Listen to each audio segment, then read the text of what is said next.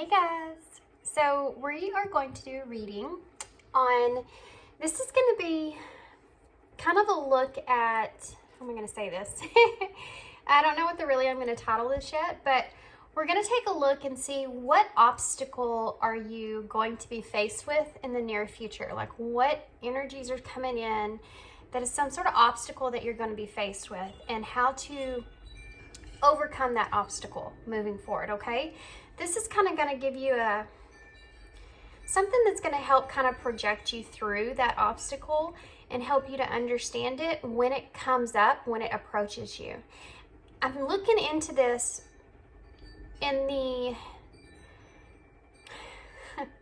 it's about an obstacle that is not something that's small, but something that's more sudden and kind of jolting in a way of you weren't expecting it, so you're not sure how to deal with it, okay? So it's something like that. It's not just a small thing. We're looking into big things here that are coming your way, okay?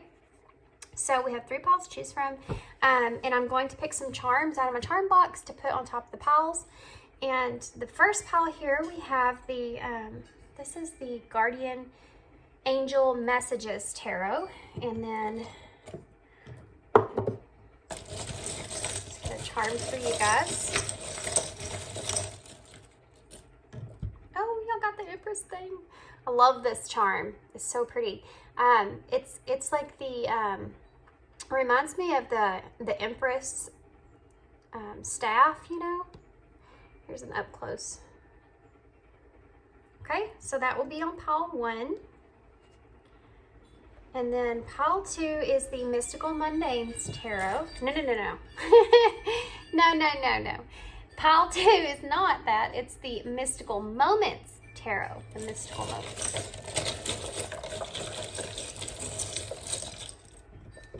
Okay. That's way off from the first one.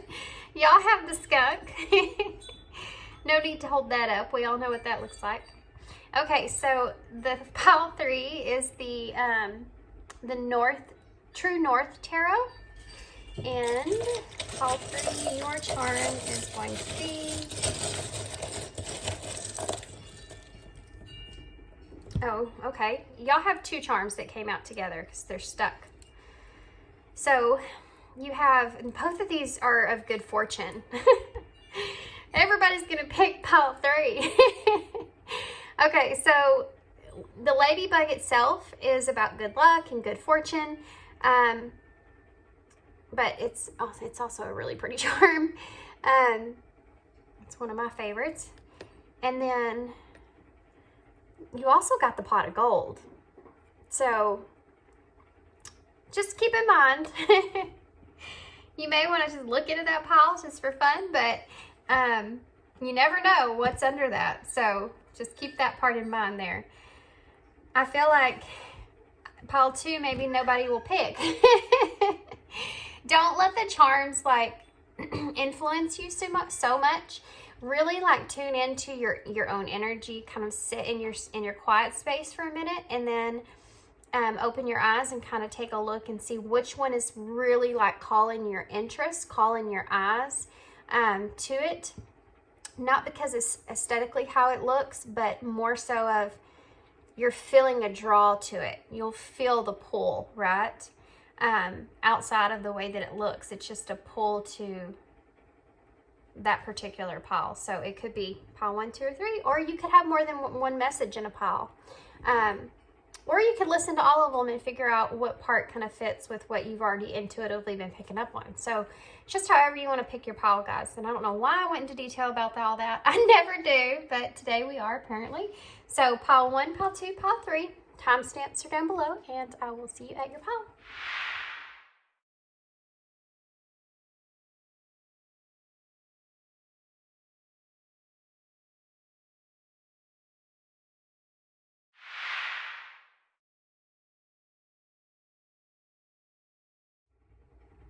Hey, pile 1. Okay, so if you chose the Guardian Angels Messages Tarot, and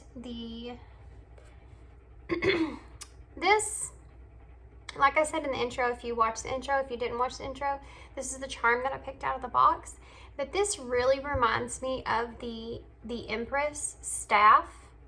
And this always has, even though it's not, it's more of a upside down teardrop. But behind it, it looks like a heart, you know? And I have to be honest, when this first came out, the clasp was open, and it reminded me of how you may want to keep your heart open to someone. Heavy Empress vibes, like I said. So let's think about the Empress herself. She's like all the queens in one, right? She's very loving and she's very nurturing, just like all the queens. But she has something different about her. She has the ability to create life itself. She has the ability to create abundance, you know, to have new opportunities that come up. And she's also about being able to embrace your growth. You know, she is the one that's like the keeper of life itself. She has the power to birth that. She has the power to create that. And I feel as if this pile here is going to have a lot to do with the fact of you taking on that divine feminine energy, which oddly enough, you know, Mother's Day is coming up on us, and that's something else, another message that kind of came when this charm came out of the box for me, is heavy mother or Empress type vibes as far as the nurturing aspect of that goes, the caring part of that goes. And I feel like there's some kind of creation that's going to come to play, okay, for you. And I feel like you're going to be heavy in your divine feminine energy.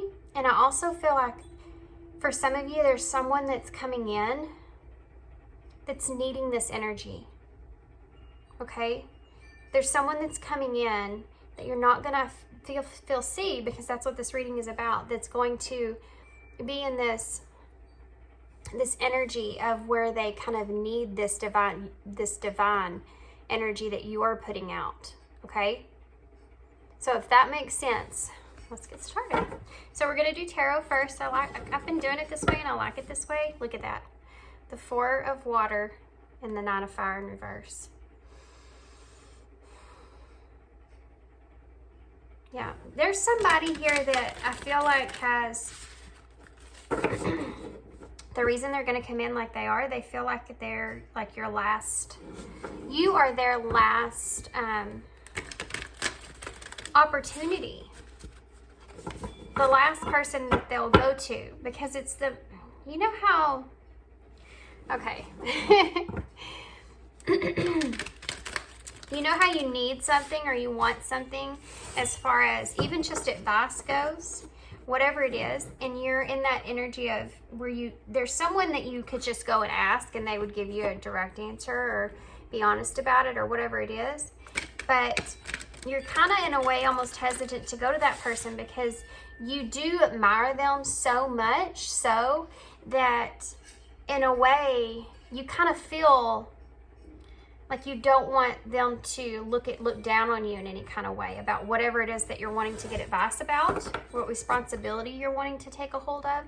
And so you're in this energy of how I know I could go to them and talk to them and they would give me good advice, or they would tell me what I need to do, or they would help me out. But that's kind of like my last option. I don't want to go there first. I want to see if I can handle it by myself first, and then that will be my last resort. So in this scenario, you would be the last resort. You would be that person. You would be the Empress. You would be the one that's helping and providing some kind of, giving life to this person in some kind of way. So let's figure out more about this. Okay. You know, I think the roles could be also changed in some kind of sense. So we'll see how it comes out. So what can you tell me more about this? What is this obstacle that how one is going to be faced with? So you have the 10 of Cups in reverse and the Page of Air in reverse. So what is this obstacle, Spirit? Tell me more about this obstacle that how one's going to be faced with. You have the 7 of Fire in reverse.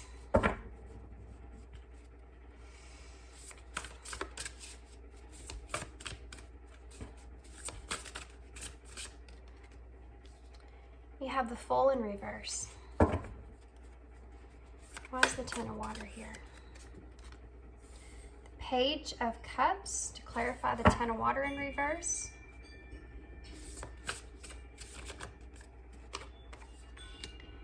The Judgment in reverse to clarify the Page of Swords in reverse.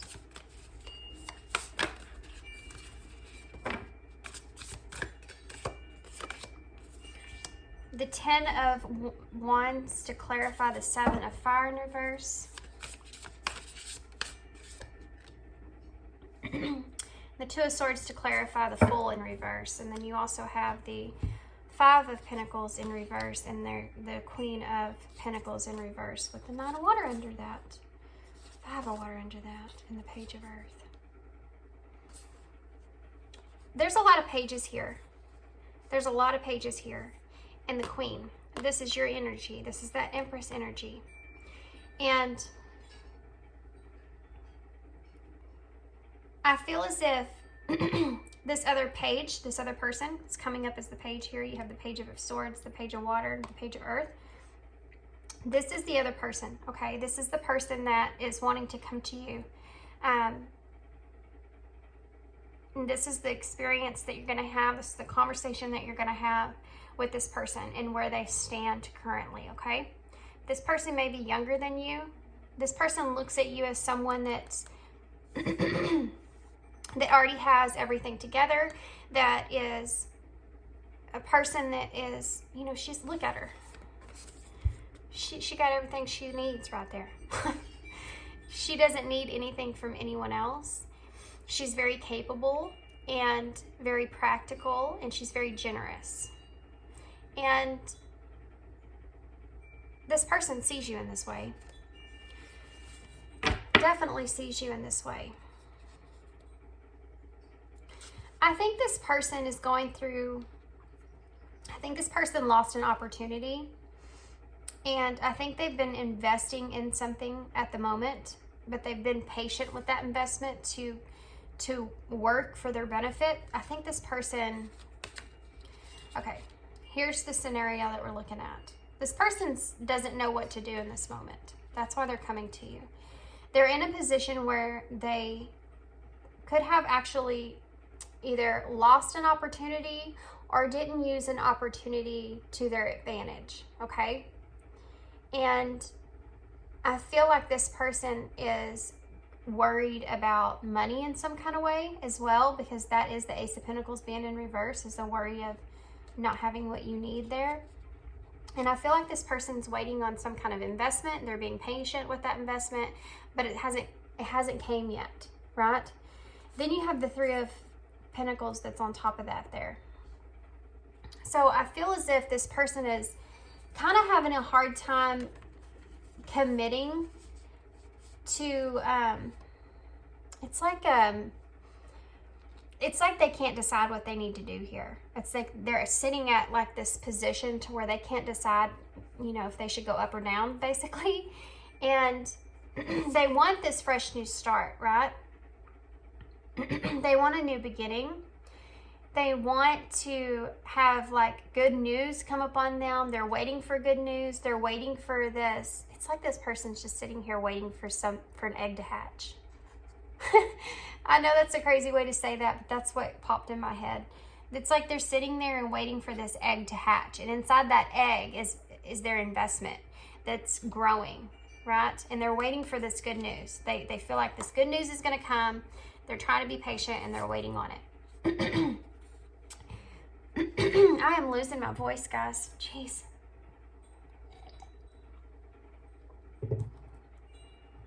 Okay. I always find that I lose my voice in times of when I'm expressing something that someone else is having a hard time expressing or wanting to express, or it's hard for this person to have a conversation with you, okay?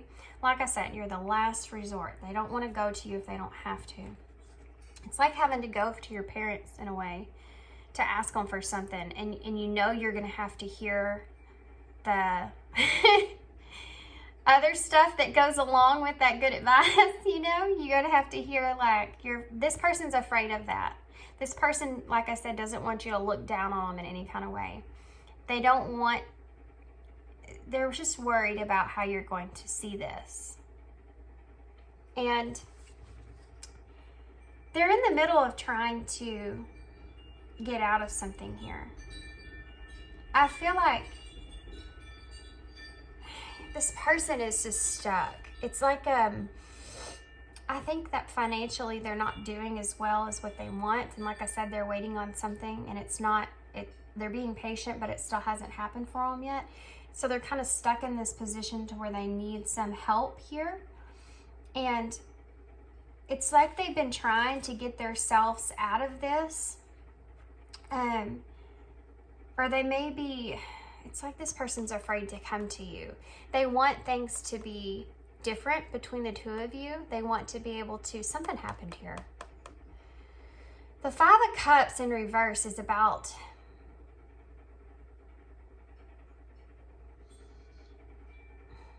it's like this person is, there's something that happened that's coming out in this reading, guys. Something happened here between the two of you, and that's why they're in this position. This won't be for everybody, but for some of you, something happened between the two of you, and they're in this position where they're not sure if they should approach you, come to you, or not. I think this person feels there's a remorsefulness here in a way.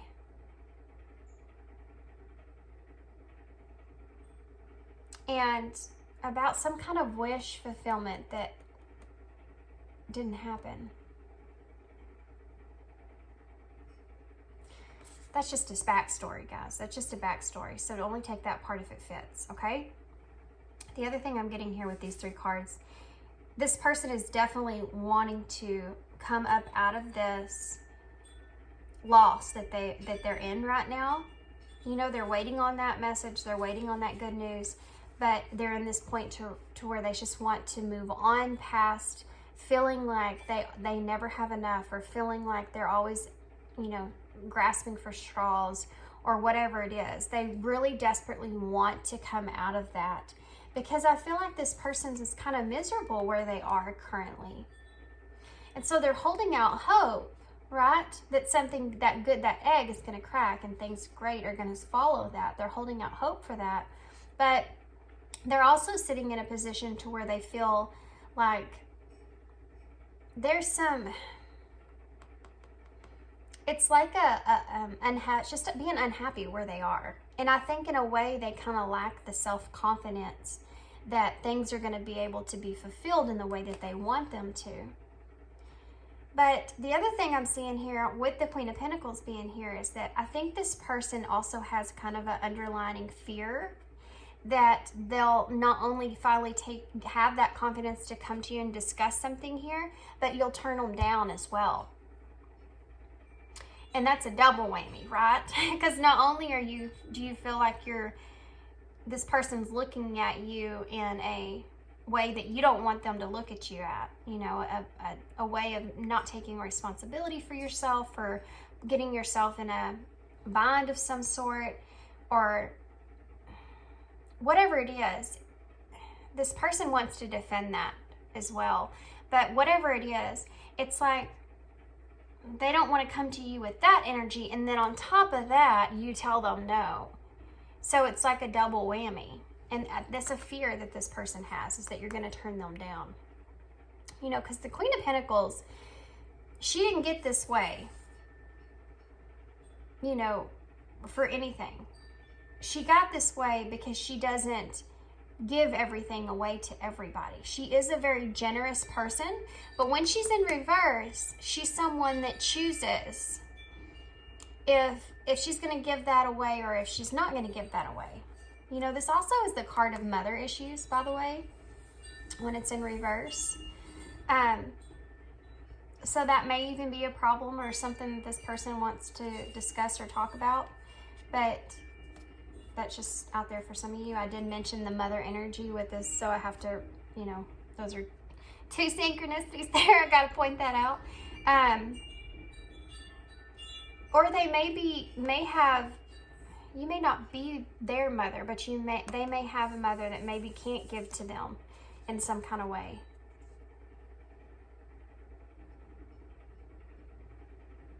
Okay. That's just kind of a backstory about this. On top of that, this is the overall bottom of the deck energy. This is the whole point. This person is in this Five of Pentacles energy, right? Lack, worry, assistance. So this person is needing that. And it has to do with their pentacles. It's in reverse. When this comes up in reverse, it's saying that they're wanting to have improvements with that. They want there to be a positive change, you know? They're overcoming what they're going through here. And this is why the whole reason why they want to talk to you is because they need insights, help, or something, you know, assistance with that. They want to come up out of this. And they feel like they are. They're just having, you know, sometimes you just need a little help to get there. So, you have the Ten of Water in reverse, which is really interesting to me, with the Page of Water here.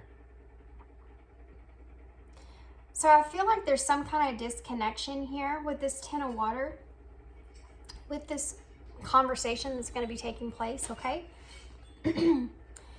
It's the Ten of Cups usually is emotional fulfillment. It talks about there being a, you know, a happily ever after kind of thing that's taking place there. And things being very imbalanced.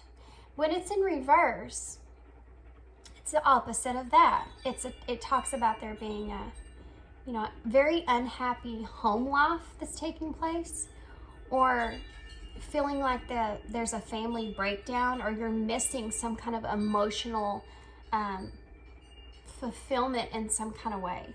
And you have the Page of Water to clarify that upright. So this is a card of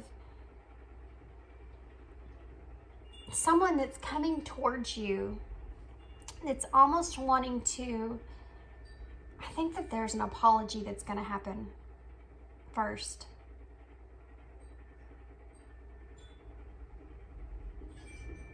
And this person's sensitive about this. This person's sensitive about this coming towards you in this way. I'm going to get an extra clarifier for that, because I'm sensing a prideful energy out of that. I want to understand more about it. Why is the Page of Water here? What's behind this Page of Water? Behind this Page of Cups. Imagine. Look at the way that these two, they're looking down the same direction. This person's very sensitive. I feel like this person's coming to you in the way of an open heart about this disconnection.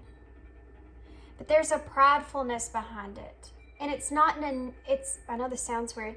It's pride, but it's not in an overly negative way. It's pride from, this person's very proud, yeah, within themselves and how far they've came and what they've accomplished. And they don't want anybody to say, you didn't do it right, or you're not putting enough effort, or you're this or you're that. They don't want any of that. They want to be open-hearted with someone. They want to be they want to be able to interact with someone that is going to give them comfort, you know, nurture their thought or idea, or nurture what it is they're wanting to do and help them in some kind of way. All that other stuff is not helpful in their eyes. And the reason it's not helpful in their eyes is because they've already put themselves through that misery. I think this person's already been hard enough on themselves. They don't need someone else to be hard on them. You see? They've already been hard enough on themselves. So that's where that pride kind of is in there. So when they come to you, there's kind of a little bit of that there, even though they do want to be open-hearted here. And I think they want to be open-hearted about their life and where they are. I think they want to be open-hearted about how they're not happy where they are. And they wish things would speed up. I also feel like there's something here. You remember we talked about there was something there that happened in the past. This person, there's families here. And I feel like it being in reverse, there may be some kind of disconnect that's taking place. And that's where the apology part kind of comes in. So this person's going to first come in with that kind of energy. For instance, if there's someone that hasn't been around very often, and then they all of a sudden come up and start asking you for things. I'm so sorry, guys. This does not want to come out. This is hard, I think, really hard for this person right here. And this part right here, for them to open up and show vulnerability is extremely hard for this person. But it's like knowing that if you just do this, it will be okay. Like if you just do this, that's your answer, but just coming at it, around it, trying to do everything you can to avoid that. And I think this is the main thing they're trying to avoid here. Is opening their heart up and being vulnerable. So the Page of Swords here in reverse, with Judgment in reverse. This is their blockage, This person doesn't quite know how honest they want to be about this situation. These two cards, if these were in the other way around, this person would be completely open and truthful about what they feel, what they want, what they know, and all that stuff. This is the messenger of that direct truth, right? This is coming in saying, this is what's going on, and this is the truth of the situation, and being very direct with that truth. These are both in reverse. So there are things that this person may feel like they can't fully express with you. And I feel like in this moment, I feel like this person is going to kind of really be in the energy of overthinking. So keep that in mind, that I think this person's coming in trying to kind of come in with this energy, the Page of Cups, slow, sensitive, open. And then the Page of Cups is also, very intuitive, right? So they're coming in and they're going to kind of read the energy. See where you are, see how you feel about it before they come in and ask for this, because they're not going to lay all their cards out on the table. They're going to come in slow. So keep that in mind. This person is sensitive with this truth that they're holding on to, that they don't know if they're going to express or not, okay? I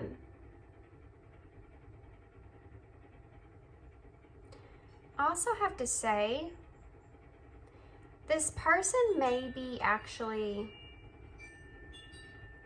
because they've been so hard on themselves, hesitant to admit their own mistakes in a way. Because they've already done that to them. They've already battered themselves with not being good enough in a way, or not doing what's right, or not following what you needed, or messing things up. They've already been hard enough. And so, and I just saw 444 on the timer. The universe is protecting you. Pay attention to your thought. So if this is your energy and not that person's energy, I wanted to tell you, apparently, that really pay attention to your thought processes if this is you and you're going down that road of being too hard on yourself in that kind of way, because that's actually setting you up for failure that you don't see. When you tell yourself those negative things, or you're to yourself in that kind of way, think of a teammate. okay, if you were in a game and you were in a teammate and they weren't doing well, would you sit there and tell that teammate, you suck? What is wrong with you today? You know, get it together. Like, what's wrong with you? You know, you're doing horrible out there, and just start going at them like that? Or would you be a good teammate, sit next to them and boost them up and tell them it's okay, you know, it happens, you'll get back in there, you know, however you're going to do that. You need to talk to yourself in that same way. And if this isn't you and you're the person this person's coming to, then this is advice for you about what energy you need to be in as well for this person. It's not saying whatever it was that you did, though that was a good idea, it was somebody else's fault. You know, don't do that.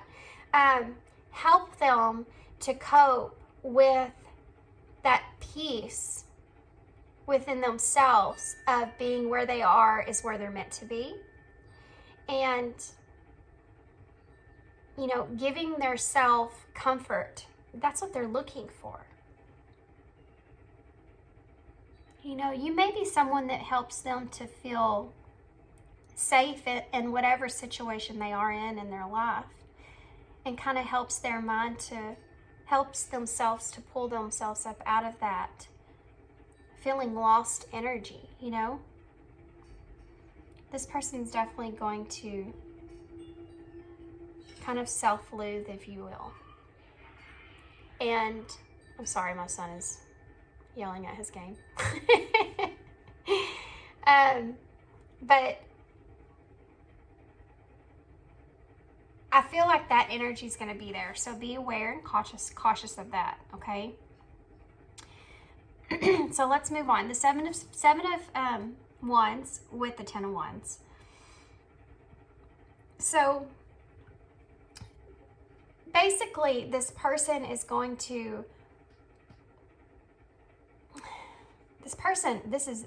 okay.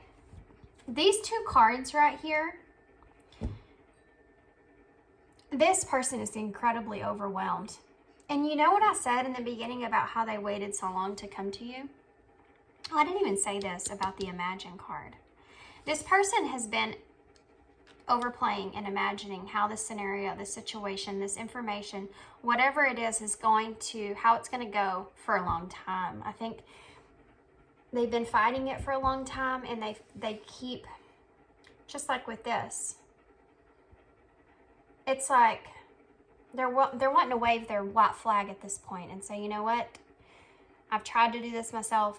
I've been down this road so many times, and I have to change something here.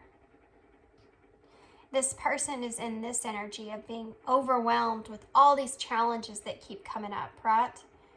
And having to defend their self in some kind of way as well. And they're ready to release that, let go of that. The stress and the burden of that has been something that's too much for this person. And they're in desperate need to have some kind of radical change that takes place.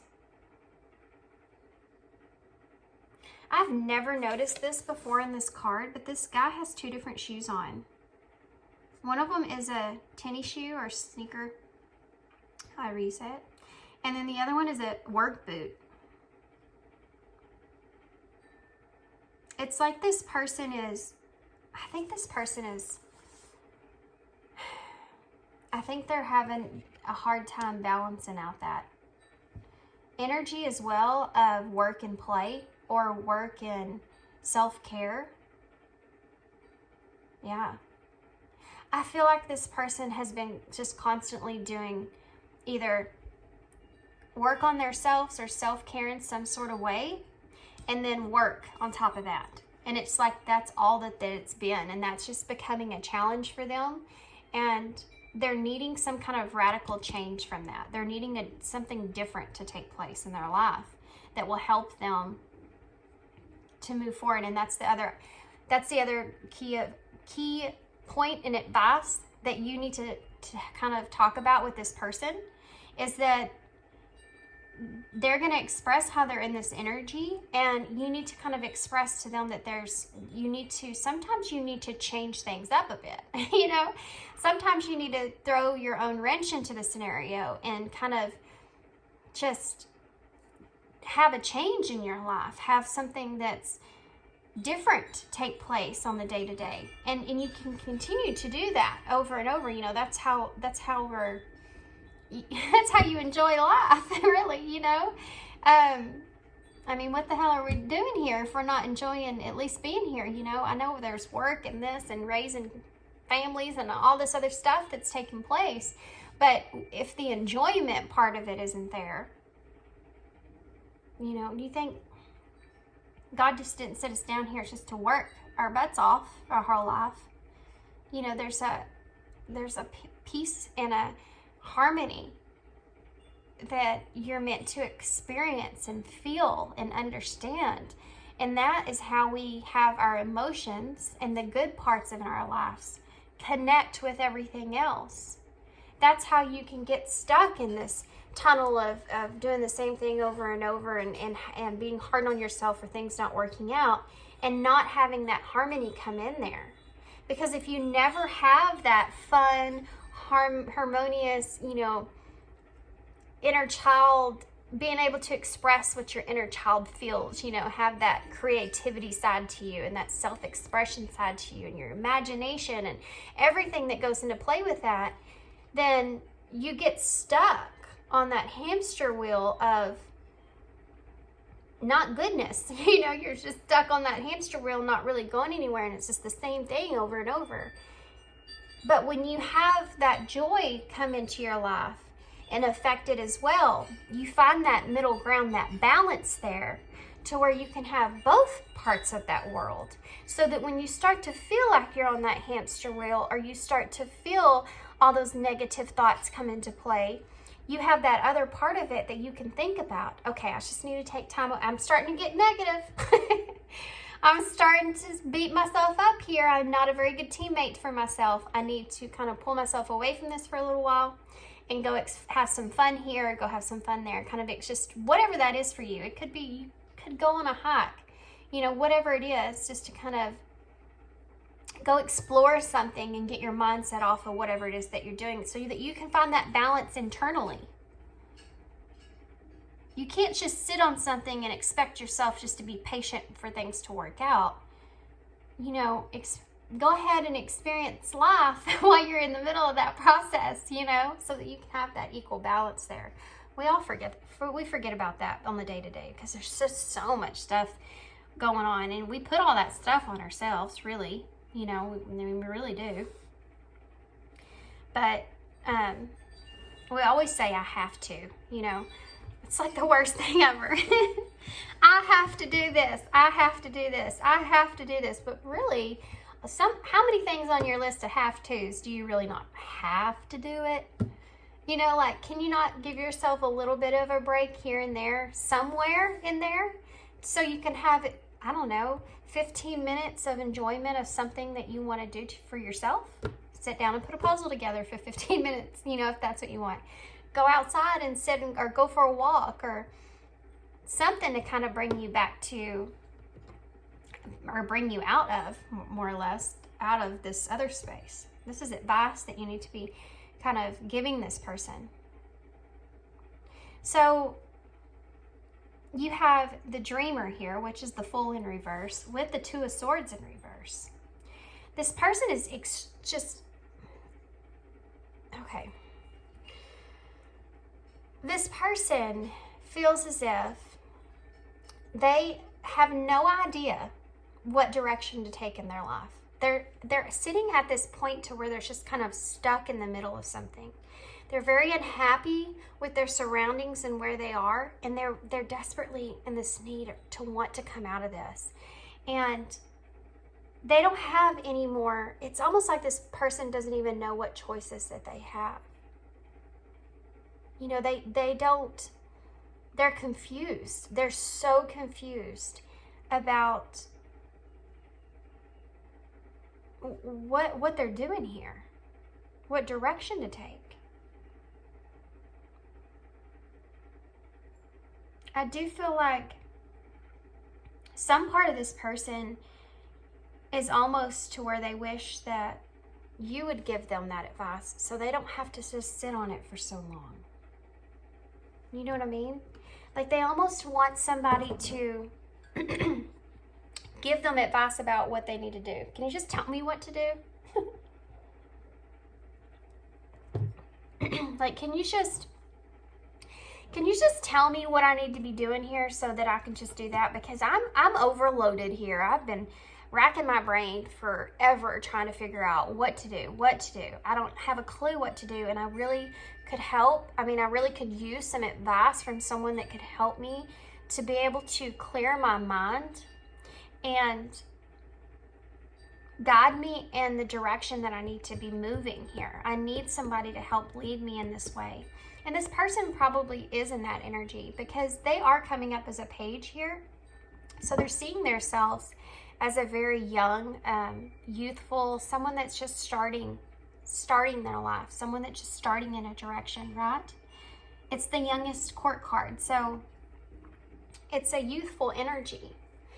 This person is seeing themselves in that way. So they're wanting to come to you to kind of help them gather up their thoughts and settle all that down so that they can really clear out all the chaos and take a straightforward look at what direction that they should take. And they're wanting to come to you with this. So let's get some oracles. These are the rose oracles. These are newer oracles. I haven't used them very often, but I'm not really sure why. And then I'm going to pull some messages of love oracles to kind of get more advice about this, okay? So we have lineage of the rose. Moved by the goddess, here for this, soul call and gather. I'm so sorry, guys. It's still... It's the reading. It's so crazy. I'll get right up from this reading. I'll go in there and my voice will be fine. But not here right now. So this is basically just saying that this person is really moved by your expression, how you express and how you guide people, I think. And I feel like you may have a following of some sort, or this person definitely wants to gather with you and discuss some things here. And there's going to be some emotion that's going to come out of this. This person's in a bad position, guys. Mentally. And it's almost kind of a desperate energy of wanting to come out of this. They want to come out of this. But they do look at you like a goddess here. I mean, that's the Empress thing here. They see you in this way, and they feel this call towards you as well, because they've put this off for so long. And it's like, you know, like I said, they're waving that white flag and they're saying, okay, now's the time. I'm going to have to come forward here. I'm going to have to take this responsibility, and I'm going to have to just come forward. I'm going to be honest, but I want to feel them out because I don't want to be put too much out there and then have a lot of criticism come back. So they're being hesitant, but they're coming.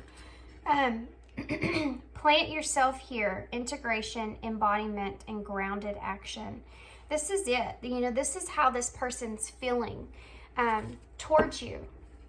This is how this person feels towards you. They feel like they can plant themselves with you, and really you can kind of bring them back to reality. You can help ground this person and, you know, kind of integrate all, like we said, all that stuff there that they're kind of going through to more of a balanced place, and kind of help them to see things clearly moving forward. You may have known this person for a long time, because I do feel like there's definitely a long-standing connection with this person.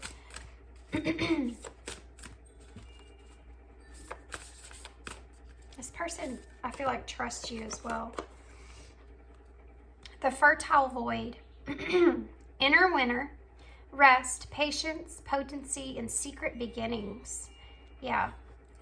I haven't used this deck in forever. So funny that this is the card that came out, because I remember it from when I pulled this deck the last time. On the bottom of the deck, we actually have rapture, sensuality, love, devotion, romance, ecstasy, and pleasure, which I feel like if this isn't like a motherly type figure or whatever it is for you, or this person may even see you in that way, to be honest with you. But there could be kind of an emotional or more of a romantic nature behind your connection in some kind of way. I've just been sensing that. I said that when I went through the bottom of the deck. But overall, this message is bringing that there is definitely love here between the two of you. This person feels that devotion from you, and that's why they feel safe in order to come to you, and why they feel like you can help ground them in that way. There's a trust here. But I do feel like this person is, maybe after a long period of rest, this is going to be kind of also for you a kind of a new beginning to your connection in some sort of way. Okay, that's just an extra kind of message that's coming out. But we did kind of see that here with the apologetic energy that they feel. So I'm going to get some, I'm sorry guys, it's really just going. My voice.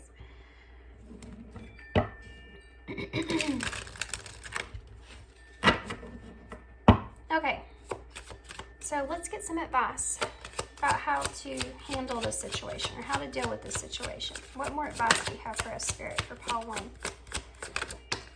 Warning. Don't dismiss the red flags. So really pay attention. You know, here's the message that's coming through, okay? If you feel intuitively something is off with this person, if you feel like they're not being completely honest with you, call them out on it. You need to have an honest conversation, not a conversation where you're both sitting there and not being fully honest with one another. And this person we already talked about is in that energy of being hesitant, okay? It's not that they don't want to be honest, they just want to feel you out before they lay everything out. But you need to make sure that if they're saying something that you feel intuitively isn't honest in some kind of way, call them out on it. But stay in that Empress energy, that nurturing, caring energy, okay? Don't just call them out on it and be very direct and straightforward, because that's what they're afraid of anyways. And if they feel that you're doing that you're coming across in that very Queen of Swords, straight, direct way, they're not going to be able to feel as open as they want to be. Okay? It's hard for this person to get to this point. I'm just saying, be sensitive towards this person.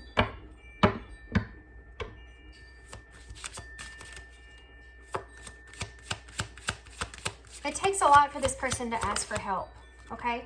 It takes a lot for this person to ask for help. And just be sensitive. Support. Yeah. It takes a lot for this person to ask for support. Be in that supportive energy. Lean on your inner circle at this time. That's what this person is trying to do. So you may have some feelings that come up with this person. Don't take anything personally. That's what they're saying. Be supportive. Don't take everything personally. Past life love. Your soul remembers this intense connection. I am feeling this, guys. I'm feeling this. That's part of it. Okay. So what I was just saying, if you have some kind of past with this person, try to steer clear from that. This person's wanting to discuss their life in general, things that are going on within their life in general.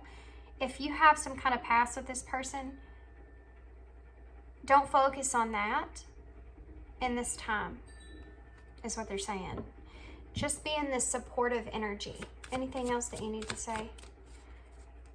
Anything else? That's why I was saying don't take it personally. So if this person says things and you Have empathy for this person. Put yourself into their shoes completely. Keep your emotions out of it. And listen.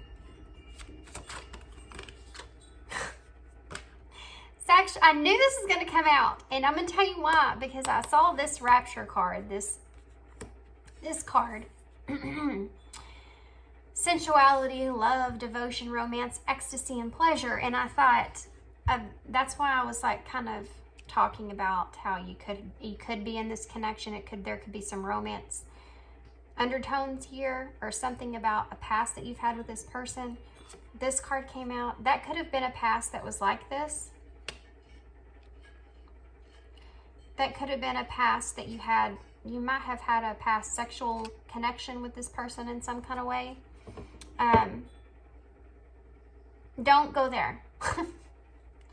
Don't go there. Can you tell me how this is significant, or give me advice about what to tell Paul one about this, Spirit? What else am I missing here? There's something that I'm missing. Passion.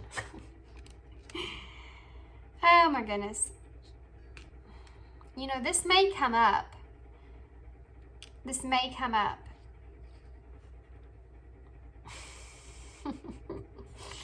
And you need to make sure that you just kind of control that, okay? It's just, forgiveness is on the bottom of the deck. Forgiving yourself and another will help you to move forward. Whatever this was, there's a forgiveness that's going to take place here, and this is all fated. This is a destined partnership. I feel like this whole thing is fated.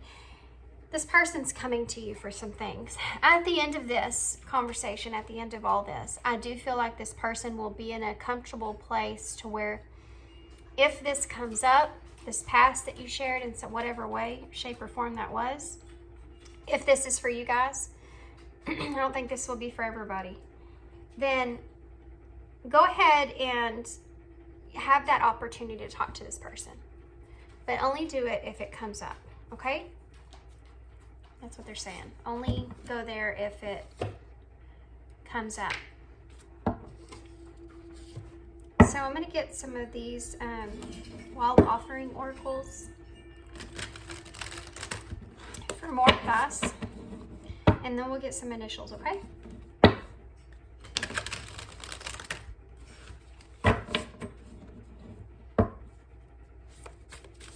There will be some kind of forgiveness that takes place here. Whatever it was in the past, whatever upset that you had with one another, regardless if this is part of your connection or not, there will be some kind of forgiveness that takes place between the two of you. Like actual open, honest, heart-to-heart forgiveness. You know what I mean? Really authentic, in a loving way. Not like a quick message or a phone call, or like a real intimate forgiveness for one another. I don't know how to explain it. It's a heartfelt, warm energy that I'm feeling. Okay. Self-sufficiency. This is something that this person is kind of wanting to discuss and talk about, okay? And challenges and change. I mean, that pretty much says everything this person's going through, right? We also have feelings on the bottom of the deck. I'm telling you, there's some underlying stuff here between you and this person. Emotions want to be felt. You really can't surrender something until you deeply feel it. Allow me, dear divine, to offer all emotions to you, feeling them fully so that they no longer hold me captive. There's some kind of forgiveness that needs to take place here in this connection that has been kind of in the background. And I think that's one reason why this person may have been hesitant to come to you first, or to come to you second or third. I think that why they put you off on the last person to go to is because I feel like they feel as if there's something that's been hindering their thought process about you for a long time, and there needs to be some kind of forgiveness there, and that's part of the open energy that they may come in with this information. in some kind of way. And then they're going to express to you all this about themselves, and then the closing out of it will be that, yeah, you're going to feel really good at the end of this, guys. You're going to have a closure of some sort here at the end of this. Okay. Self-sufficiency. The ultimate self-sufficiency is relying on God. It doesn't mean hiding in a cave and saying, I don't need people. Instead, it's saying, God is my source, and I am willing to receive all the help, love, and support that wants to come.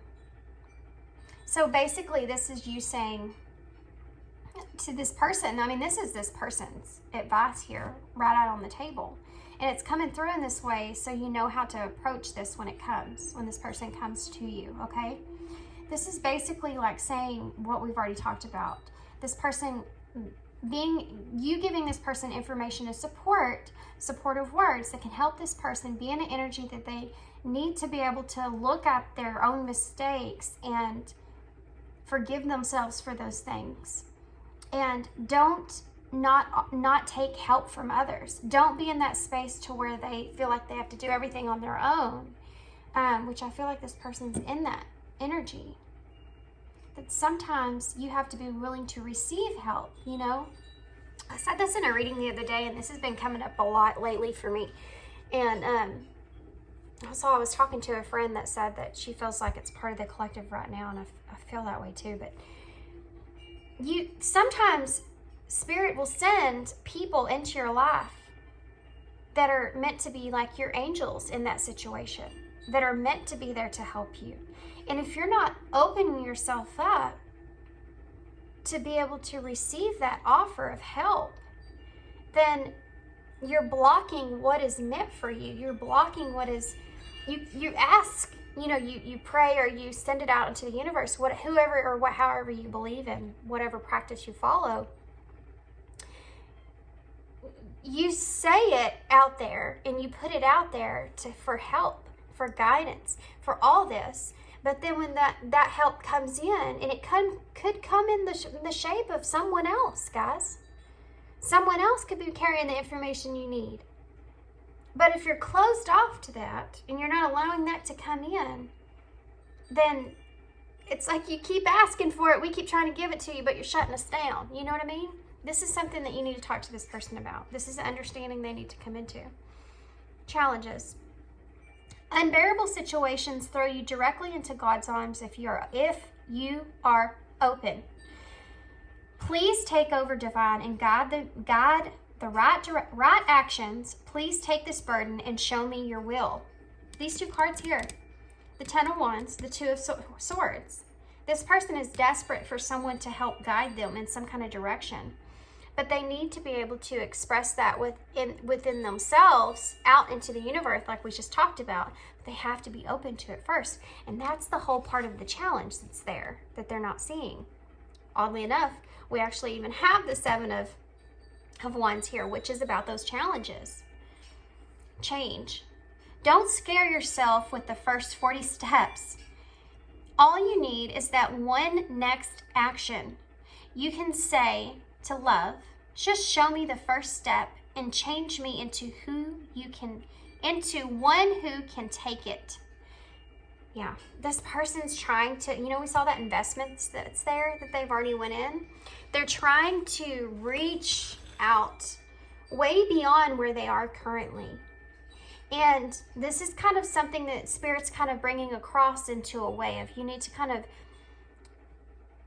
soothe that, calm that down, pull that back, and help this person to understand that they just need to focus on the next step to take.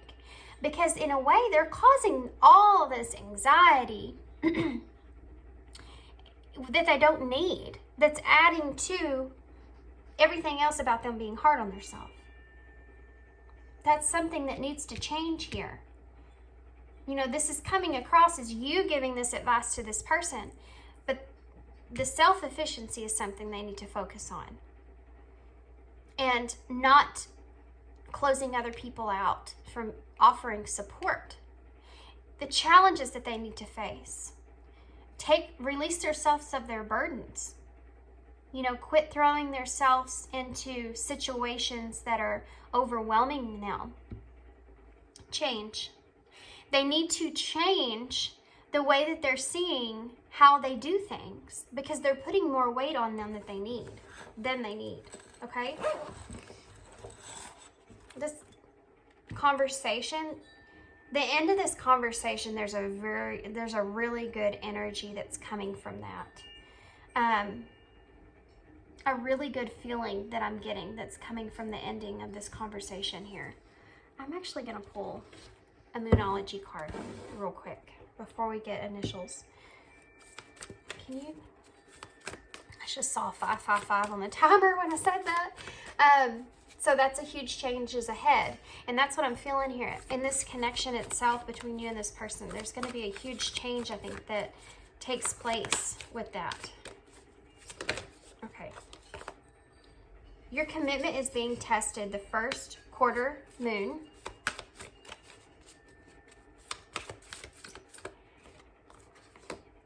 Balance, spirituality, and practicality, full moon and Pisces. So this is a call for you yourself, okay? Not this person, for you yourself. This is saying that this is kind of like I hate to say test, but that's what the card says, but it's just something that's coming in that's going to see how far you've grown. How are you capable of helping this person in this way with pulling your own self out of it and really having that empathy for this person? There's this whole message is that this is going to be a new rekindled energy here in a different kind of way, but you're going to find peace. You're going to find peace, and you're going to gain some clarity here. Some closure is going to take place. It's all like good things. There's going to be a balance here with what the spiritual aspects are for you in this connection and practicality. And this person's going through a similar process of balance within themselves. You're both, I think, kind of going through this. And it's playing out in the way that it is, because it's like you're both going through similar circumstances, but you're having to experience it in a way of, there's help there. You're going to be able to help one another. You're going to get kind of a closure that you wanted or needed. A balance that you wanted or needed. If this whole thing goes the way that it should, from how much you've grown spiritually and learned. And this person's going to get a change that they're looking for. A new understanding. They're going to learn something out of this. And closure as well. I mean, there's always that closure there. I wanted to grab some more because I didn't have very many to spell anything. Okay, so we have the number 5, which is the number of change. It's the number of things just, we saw 555 on the timer too, oddly enough. So it's just the number of big changes that are going to be taking place here, okay? In this connection and moving forward here. There's going to be a release of tension that's been building up. That's what I'm feeling. It's that exhale. It's going to be that exhale moment, right? Okay, we have, these could be initials, or these could be anything. I mean, these can say something, spell something that is relevant to you in some kind of way. We have ᴏ, 2 A's, Q, U, R, J, O, D, V, O, and another A. There's been so many A's that have been coming out lately. It's crazy. So I'm not going to sit here and try to spell anything. I'm just going to hold it up. If y'all do see anything that you can spell out of all these, I tried to pull more so we could have some more stuff that you could spell out of here. But so if y'all see anything, just write it in the description box, or not the description box, that's my job. Write it in the comments, and that way maybe somebody sees something that not everybody else sees. Okay, so I hope you enjoyed this reading. I hope this helps moving forward. I hope that you're able to get past this obstacle. I know that you can. I know that you're going to be a very like a guiding light for this person. And then also at the end of this, it's like you're getting a reward of this as well. At the closure of this, you'll also get something that you've been wanting and looking for. Okay, so I hope you enjoyed this reading. I hope it resonated. I hope it made sense and helps. And yeah, if you want a personal reading from me, my information for that is down below in the description box. And thanks for being here. Thanks for your kindness and your support, guys. And I hope to see you again soon. Bye.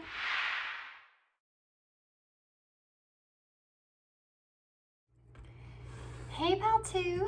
So if you chose the skunk and the Mystical Moments Tarot, which is actually one of my most favorite tarot decks. I love this deck. It's the pictures and stuff on it are so pretty. Stunning. Okay, so let's talk about the skunk here. So I know when people see a skunk, they're like, God, it's a skunk. And it's just kind of crazy to me because the skunk itself is actually a very peaceful animal. It's a symbolism for there being no violence that takes place because skunks spray. They do that so they don't have to fight. Also, something else, skunks don't spray unless they feel threatened in some kind of way. And I feel like that's significant here as far as what's happening here, what's coming towards you, what's this obstacle that you're going to have to face here. I think this is kind of saying that there needs to be a peaceful resolution out of this situation, and that there needs to be, you need to be able to be aware that, have that intuitive knowing if there is a threat there or if there isn't a threat there. And make sure that the other person knows how you feel about a situation, or take a step back from it before it escalates, before it gets to a point to where maybe possibly you can say something or do something that you later may regret. There's an emphasis of that here, and also the fact that this is black and white. It's insinuating that whatever this is going to be a very black and white situation. There's just right or wrong, true or false, okay? And that's the way you kind of need to see it, not kind of seek too far into the details. And that's how you can remain at that peaceful place, that peaceful resolution there. Nitpicking the details can kind of cause chaos in a way, because we all see things differently, and even in a situation that you share with someone else, they could have lived that a certain way through their eyes and you lived it through your eyes. So when you start going into the details, then you start to kind of get defensive about how much the other person has kept, every little thing on you, you know, and then you feel judged in some kind of way. This person will feel judged in some kind of way, and then a wall will go back up between the two of you instead of having a peaceful resolution here. So don't get too far into the details of a situation. Just stay aware of the surface and find that balance there so that you can move forward.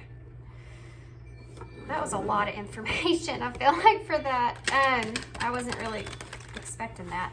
Let's get into this. I'm having a vision too in my mind of two people sitting and having a conversation between one another. And there's a point in there in that conversation where these two individuals start to feel that way. What I just explained, that judgment, start to feel judged by one another. And I think the reason this message is coming through, because I think that Spirit's wanting to prevent that from happening. Okay? This is the obstacle. This is the, this is what you're gonna have to face coming towards you, okay? So let's see what more Spirit wants to tell us about this situation or about this conversation that takes place.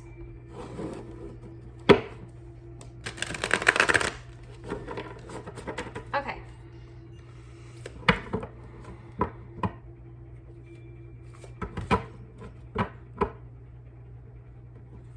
Okay, pile 2, Spirit, what else do you want to tell us about the Lovers in reverse?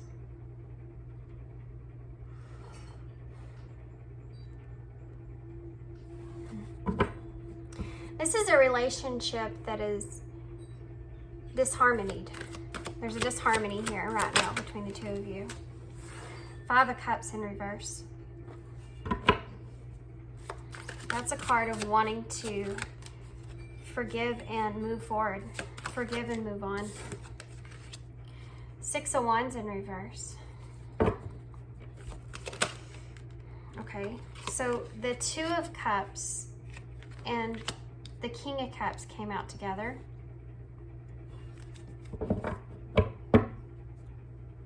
Why's the Lovers here in reverse? Why's the Lovers here in reverse? The Empress. 5 of Cups here in reverse. The World. The 6 of Cups in reverse. We have the 4 of Swords and the 3 of Wands in reverse. With the 10 of Cups and the King of Swords here. And the Devil's under that. Wow. And the Emperor in reverse. Okay, so here's this obstacle that's you're gonna be faced with. You ready? This is pertaining to X that you're gonna have a conversation with. So now the skunk makes total sense. I forgot to leave out the fact that skunks stink. So this is gonna stink, okay? This conversation's not gonna be a fun one to have, but definitely one that's needed. So let's take that into consideration. Okay, so the 6 of Pentacles here being in reverse. I think this person's been kind of sitting on some things for a while now, and they could possibly even be realizing that they're the only ones that are giving in this connection in whichever way, shape, or form that is. So they want to come to you with a small token, a conversation that gets started up in some kind of way, right? They have this new idea or new plan, or they're inspired to kind of move towards you in some kind of way. This is the Emperor in reverse. So, and the Empress is here as well. So this person definitely sees you as someone that they are completely connected with on every way, shape, and form. And you have the Lovers and the Emperor and Empress is here. So this person is definitely seeing this thing as you are the one for them, and that is it. That's just the way they see it.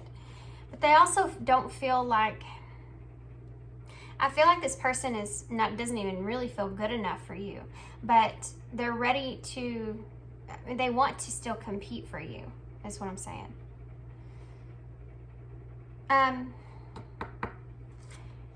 The Devil. So there's a lot of negativity that plays out into this. And the negative parts that play into this is this person has had these obsessive thoughts about you, these obsessive thoughts about how they can come back to you, what to say, what to do in order to do that.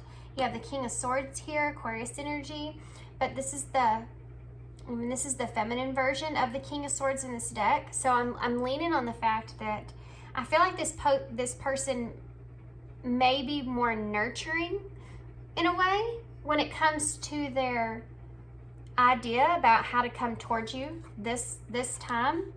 I think this person with the 10 of Cups here is wanting this emotional fulfillment of some sort. But they don't know exactly, they're in this energy of having there being an obstacle, there being a delay, or again, feeling like they don't really have power in making things happen here, or power with making this 10 of Cups happen for them. Because it's what they want, and I feel like it's what they want back. It's something that they already had at one point. So you have the Four of Swords on top of that.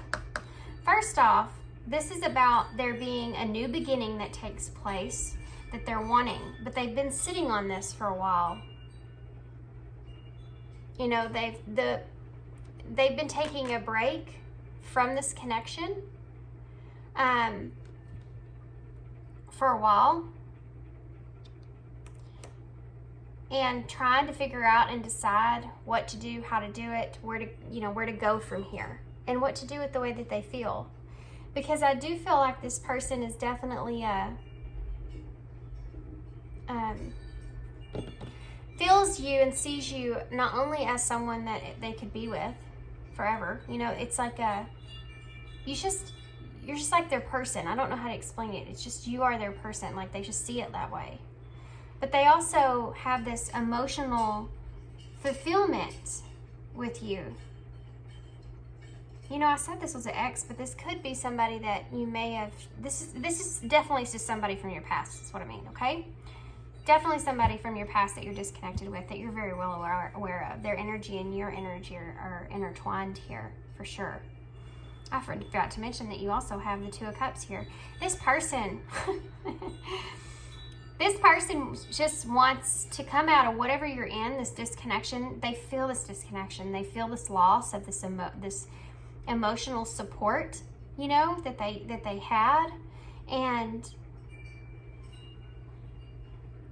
they have been sitting on this idea of coming back to you and how to do that for a long time, and it's overwhelming to them, and they're ready to do it because they want to reconnect. They want to know everything that's going on with you. They want to start over. They want to have a brand new beginning that is in a positive direction, where you can start by forgiving each other or accepting what was in the past and kind of moving forward. They want to close the door from the past and start fresh. You know, it's not like we see an ace here or the Fool. I'm seeing this card as a new beginning because it's the Five of Cups. So if it's telling me that there's a past between you and this person. I mean, so is the Six of Cups, but this is telling me that there is a past between you and this person. Y'all have emotional ties already, but I think this person may be just now understanding that to the point that they are now, that they didn't before. I feel as if they are in this grieving process of this connection, which made them kind of open their eyes up to the depths of this connection. And I feel like this person wants to move forward. They want to, it's like this person's ready to work with you on this, even though they don't even feel like they're there yet. They're gonna go with it anyways, because I think that they're kind of tired of this disconnect. I think that they want this emotional comfort, this emotional support back.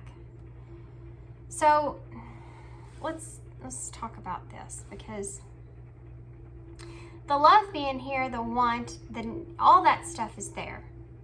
That's not any concern. This right here is the ultimate concern here. The idea that in the past, nobody won in this connection.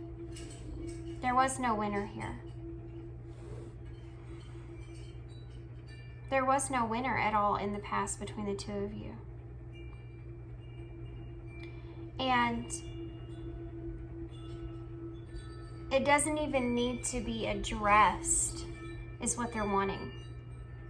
They just want to close that chapter and continue on to the new one.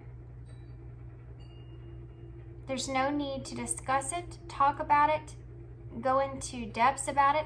There needs to be a closure there. Forgiveness is what they want. acceptance as well, and choosing happiness, moving forward. But nobody's a winner with that situation. But they want a partnership with you. This is kind of unusual, but I want to know more about the Two of Cups. There's something about this partnership. What is this Two of Cups here for? Temperance. They want balance here with you. All these cards are cards of balance here. All of them. You have the Two of Cups, Temperance, the King of Cups is the one that's in balance of his head and his heart space.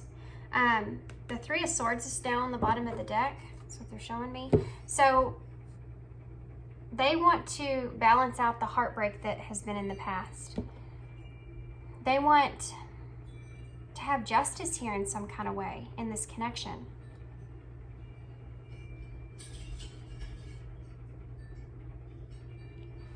I'm actually going to get further detail about this. Why not? Let's get some of these cards to use as clarifiers here. I kind of want to get more detail about this.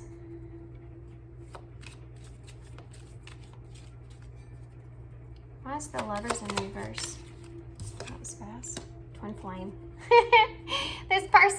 This may be that connection, guys. If you know what that is and you're on that journey, then this may be this kind of connection, that a twin flame type of connection. Is just a deep soul connection. This person may be realizing that or feeling it where they didn't feel it before. I wasn't expecting that card to come out, to be honest with you, but people do refer to the Lovers as the twin flame type card. Some people do. Okay, so why is the Empress here? Toxic.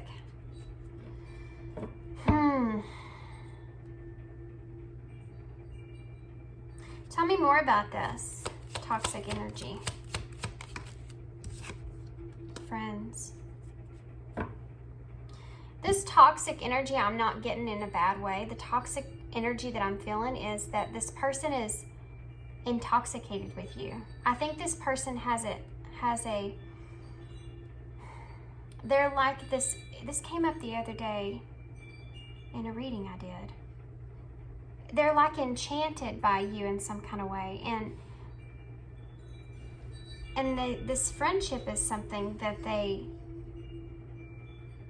feel the disconnect with.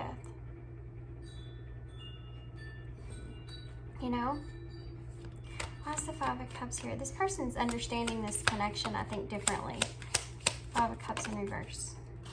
Okay.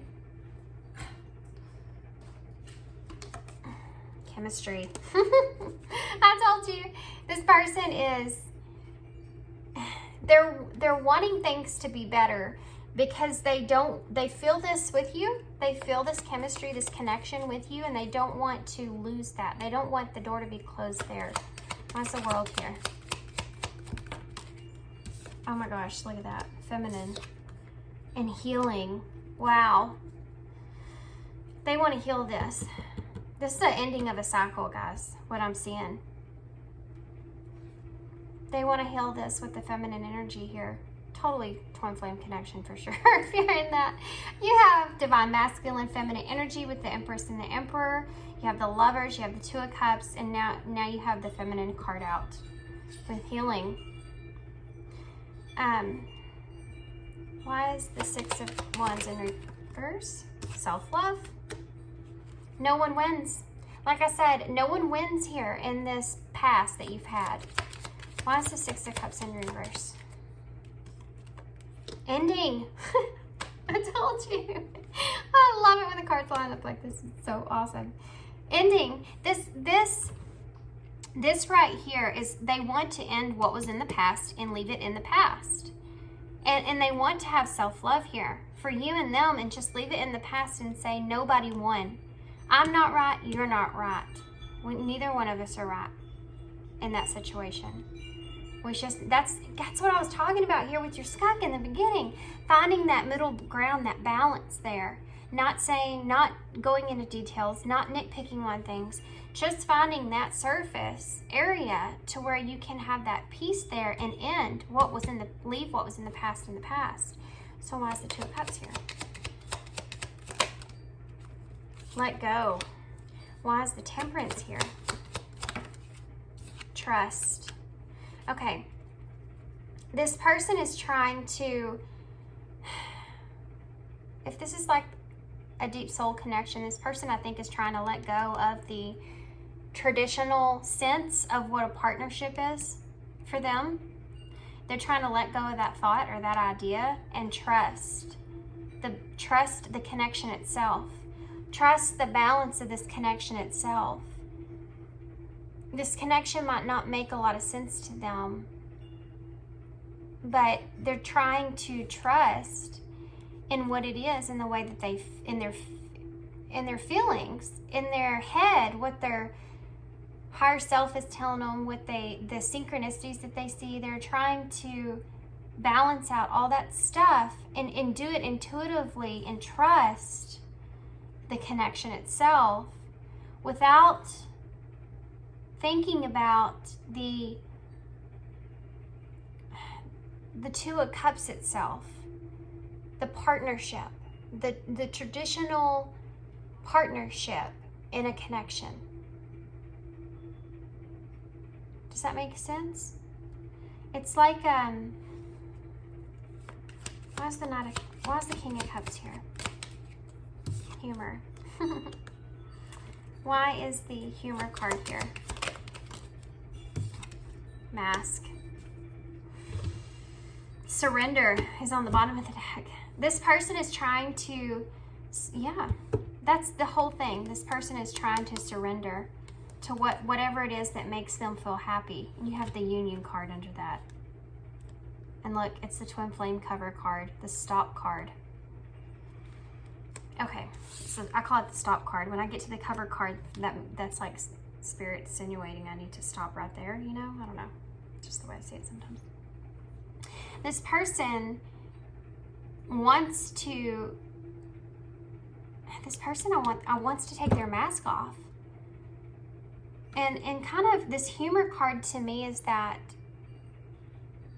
just wanting to experience the lighter side of this connection, wanting that and wanting to be able to be authentic in this connection and trusting the feelings that they're feeling. They really want to be able to do that. This whole thing is caused by this Three of Swords, this heartbreak that they felt, they have been feeling, and I think that they've had like enough of it, And I think the reason that this is coming as an obstacle for you, because it's kind of what we talked about with your skunk there, about how, first off, I do have to say, this person is going to be coming to you in that King of Swords, the feminine King of Swords energy. So this is what they want, okay? And you may be set on wanting to go into details about things, wanting to, go down that road, and they don't want to even go there. And I think the reason this is the obstacle is because you're tread lightly. Tread very lightly here. Because I think that your feelings can get carried away with you. And I don't mean that in any kind of hurtful way. It's a way of, I think that you feel real deep. You feel deep. You're sensitive. And because of that sensitivity, which by the way is a superpower, if you didn't know, but because of that insensitivity that you feel,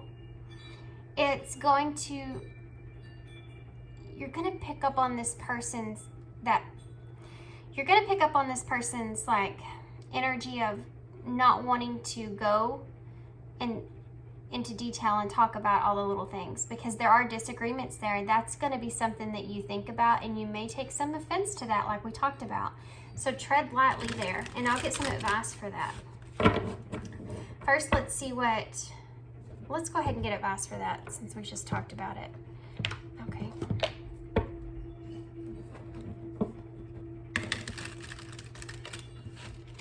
So what can you tell us? What's some good advice for pile 2 about this obstacle? How do they remain open-minded? What do they need to know? Healing, again, feminine healing. Okay, so there may be some things that come up in this conversation that are going to be key signals that you have some things there that you still need to go back and heal from. And the emotional aspect of this connection, there's something there that's going to come up that is going to be kind of a signal for you. You're going to feel a certain way. It's either going to be you feel upset in some kind of way, and instead of getting a negative emotion out of that, they're wanting you to think about that when it comes up and, you know, put it on the books for healing. You know, that's what I do. Put it on the books for healing. Think about that emotion that you feel, and think about why possibly that emotion could be there. Why do I feel this way about this situation? Even if you feel like you are in a surrender state, okay? Because even after we've surrendered, there's always going to be more healing work to be done. Surrendering is just you know, you're finally saying, okay, okay, I'm here. What's next? That kind of energy. What else? What other advice do you have for pile 2 spirit? What other advice do you have? What other advice? Oh, good grief. What other advice do you have for pile 2? Chemistry, again, right on top of chemistry. How weird is that? The attraction that you feel is mutual. Okay, so you may go into this conversation a little bit nervous because you may still be a little bit, maybe that's part of the healing there, is the knowing your worth. Okay, still some stuff there. You may be already aware of this, I feel. But there still may be some stuff there that you need to work on where you don't feel as if you're as good as what you are. You're not seeing your worth to its full potential. You do see your worth, you see your value, but not to its full potential. There's still a little bit something there. And if you're hearing this, you're saying to yourself, yeah, there is. There's still a little bit of there. I'm a little self-conscious still, or whatever it is, okay? Something in this conversation may kind of trigger those. That might be that emotion that needs some extra healing work, okay? There's 2 cards here that are same, guys. Healing, healing, chemistry, chemistry. That's not a coincidence, okay? Well, I guess we'll take this whole wad that wanted to come out. Look at that.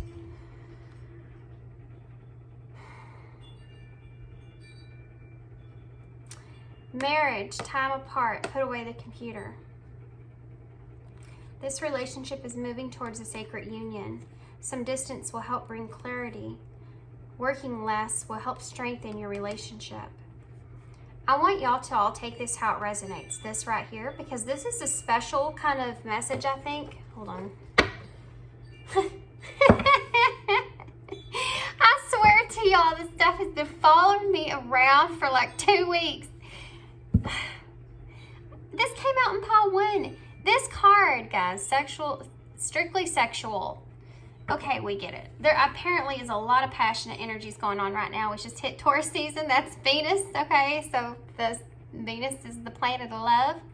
Maybe why, I have no idea, but good grief, it's just coming out like crazy in these cards. Y'all are feeling it, I guess. So you've marriage, time apart, and put away the computer. I do feel as if there is a part of a, again, we're seeing union, so I want to go ahead and point that out. I feel like there is going to be obviously there's going to be some kind of union together here. Some sort of union is going to take place, obviously, so that y'all can connect with one another. And there's going to be something that comes out of that. Whatever time you've spent apart from this person, they had clarity during that time. And if they've been working a lot, I feel like they're ready to quit working so much and put more time or effort into this relationship. And they're starting by this explanation, releasing the past and moving forward and trusting whatever it is that they feel. Okay? So let's see what they do feel. Let's see what the cards say. If your person could say anything, if this person could say anything to pile 2, what would this person say? Well, I left when I saw you with someone. I think that came out in pile 1. I'm not sure. I feel like it did. So this person may wonder if you're with someone, or they may feel like okay, so you know when I went into details about what you need to be kind of focused on, your healing, there may be still some little self-worth stuff there, self-conscious stuff there. There may be some of that in this person as well. Y'all both may be experiencing that same thing. And it may have something to do with someone else that's around, someone else that's in the picture. Either on their side or yours or both. That's kind of developing that little bit of self-consciousness there. Comparison to this other person in some kind of way. Okay. So what else? That was kind of a different message from what normally comes out with those kind of things.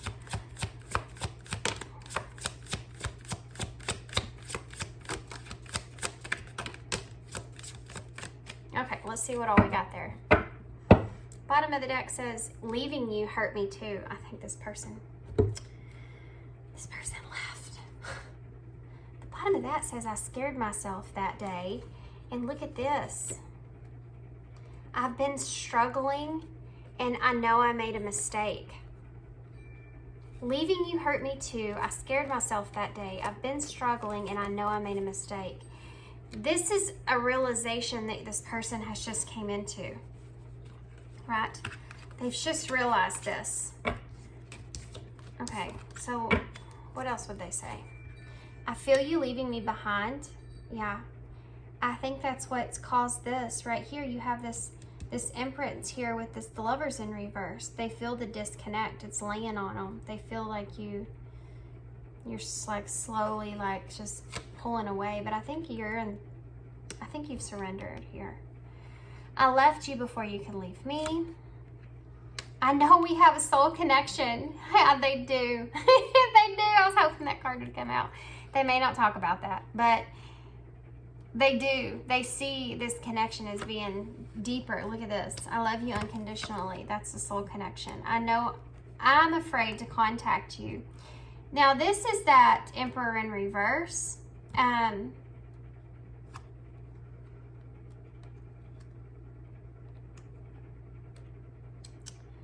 They may come to you with a broken heart. What? They may come to you with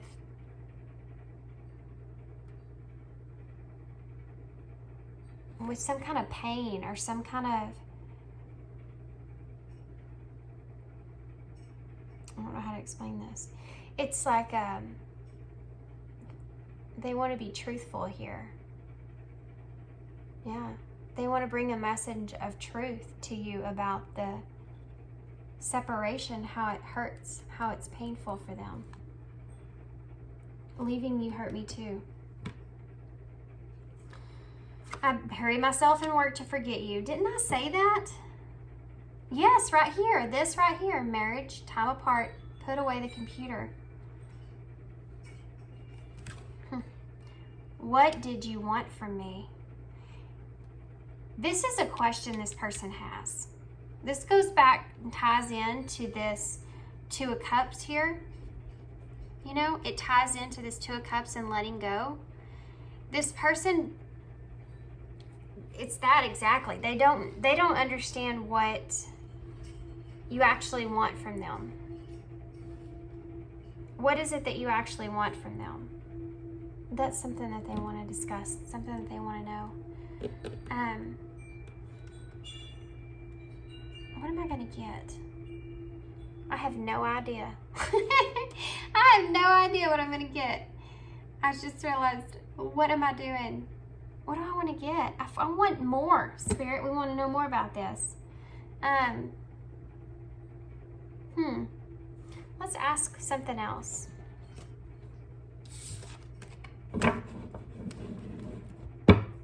I know what to ask. We'll get the old eyes in out and we'll ask what's going to happen here. The whole point of this, guys, was so that you can see clearly and understand clearly the direction that you need to take here without getting, like I said, nurture this. Don't get like into that. Don't get too upset with this, okay? Let this person speak their truth. This is what they're wanting to do.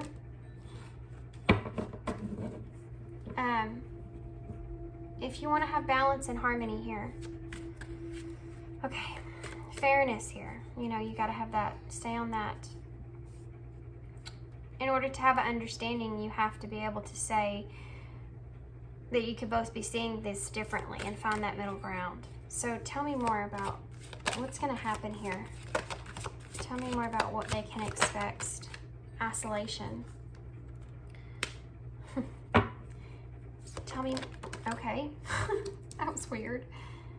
There's the Union card again. Oh my God. There it is again. Oh my gosh. Make an effort is on the bottom of the deck. Guys, I just tell you, this card and this card right here, and forgiveness, look at that, under that. I think this person's been denying this connection for a while, and I think they're like, you know what? I can't deny it anymore. I really can't. They may have this sexual energy on the brain. These are two cards of union. So they want to go from this isolation here to having union here. They want to make an effort here. They want to feel safe. They want to feel safe in this connection. And they may have pulled away from you to be able to see if they could feel safe or not in some kind of way. I feel like there's trust here now, and this has been a message that I feel like has been coming through in the collective anyways. It's just this message of trust. And we have the trust card here, and surrender. Okay, now what? Now what we get? Let's get a Moonology card.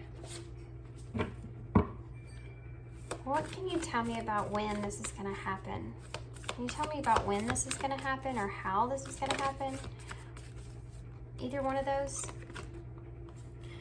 Don't let the past hold you back. That is so incredible because we have the Six of Cups there and that Six of Wands both in reverse, and I kept telling you this person doesn't want the past to keep them, from moving forward. It's like this person wants to restart, retry. Can we try again? Can we restart? Can we try this again? Can we forget about what happened there? Can we just have this forgiveness about whatever it was? That is so crazy. The energy is gaining momentum. The waxing moon, yes, the energy is gaining momentum. This person has, I think, been in this isolation for a while. The Four of Swords is the first card that we had at the bottom of the deck. They've been in this isolation mode for quite some time here. Prosperity lies ahead. New moon in Taurus. It's weird. I mentioned Taurus. I mentioned it's been in Taurus season now. The bottom of the deck says new moon in Virgo, a time to give rather than take. Make the effort. This person definitely wants to make the effort here towards you. And I think that has a lot to do with you having prosperity, prosperity lies ahead. New moon, and I mentioned the new moon in, I think, the beginning of this reading for some reason. I don't remember why now. Didn't I? That might have been in pile 1.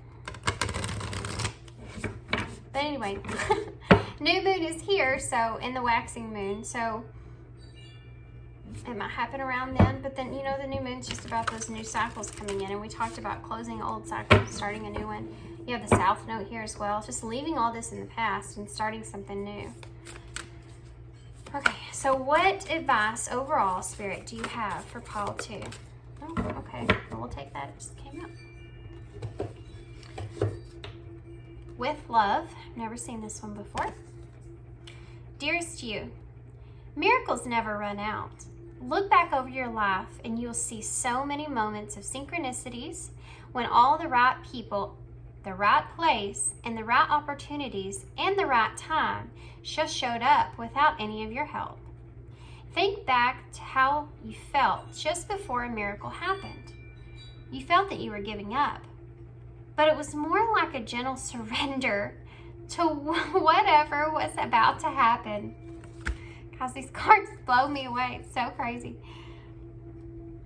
We want you to know that miracles are being concocted for you, and you will never, ever run out of them. You just don't get to choose how they come, who will deliver them, when they will show up, and what they will do for you. What they will do for you. All of that is our department. All of that is our department. Spirit knows what is best for you and what wants to be expressed through you. You are incredible and amazing and a magnet for miracles. That would be a good mantra for you today. We're on it. Relax. If you only knew how much that you were loved. Oh, I like that. So, wow. Wow. This is this whole thing. This is what this is asking you to do, just like the skunk. Have peace here. Come into this peacefully. You know, have a peaceful resolution here. And again, this is something that's going to be at the right moment, the right place, the right time. You're just going to have this perfect opportunity. It's going to happen here. And this is how they're wanting you to handle that for your highest good. This is like a insight, right? If you will, to see kind of what it is and how it's going to unfold. This is the next obstacle here for you. And yeah, I like it. Y'all are y'all are headed in a really good direction. You're headed in union. You've in surrender state. It's crazy this card had surrender in there too, huh? You felt you were giving up, but it was more like a gentle surrender to whatever was about to happen. Yeah, that's what's happening here. It's just like this person giving up on trying to not feel anything, you know? And you giving up on the expectations of the connection itself is what's, in different ways, both brought you to this point. Isn't that crazy? So crazy. Okay. It's a good reading. I like this reading. Yay! Oh my gosh. There's tons of letters here, guys.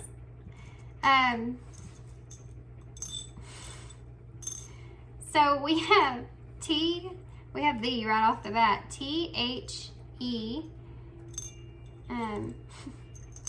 We have Z. K, H, and Z are our big letters, guys. And then a middle T. E, A, I, U, A, V, D, O. Too bad we don't have an L. We could spell love. I have an I-O-U. I-O-U, that's funny. What else? I might just let you guys kind of look at this yourselves or figure this one out. These could be initials. These could be, spell something out for you. We have tea. Look, tea right there. Oh, that reminds me. I got tea right here. I want to drink.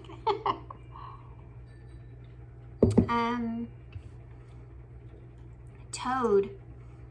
You may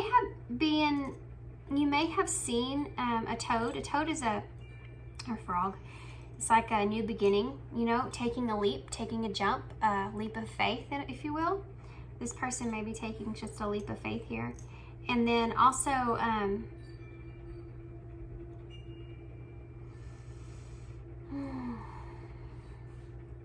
head.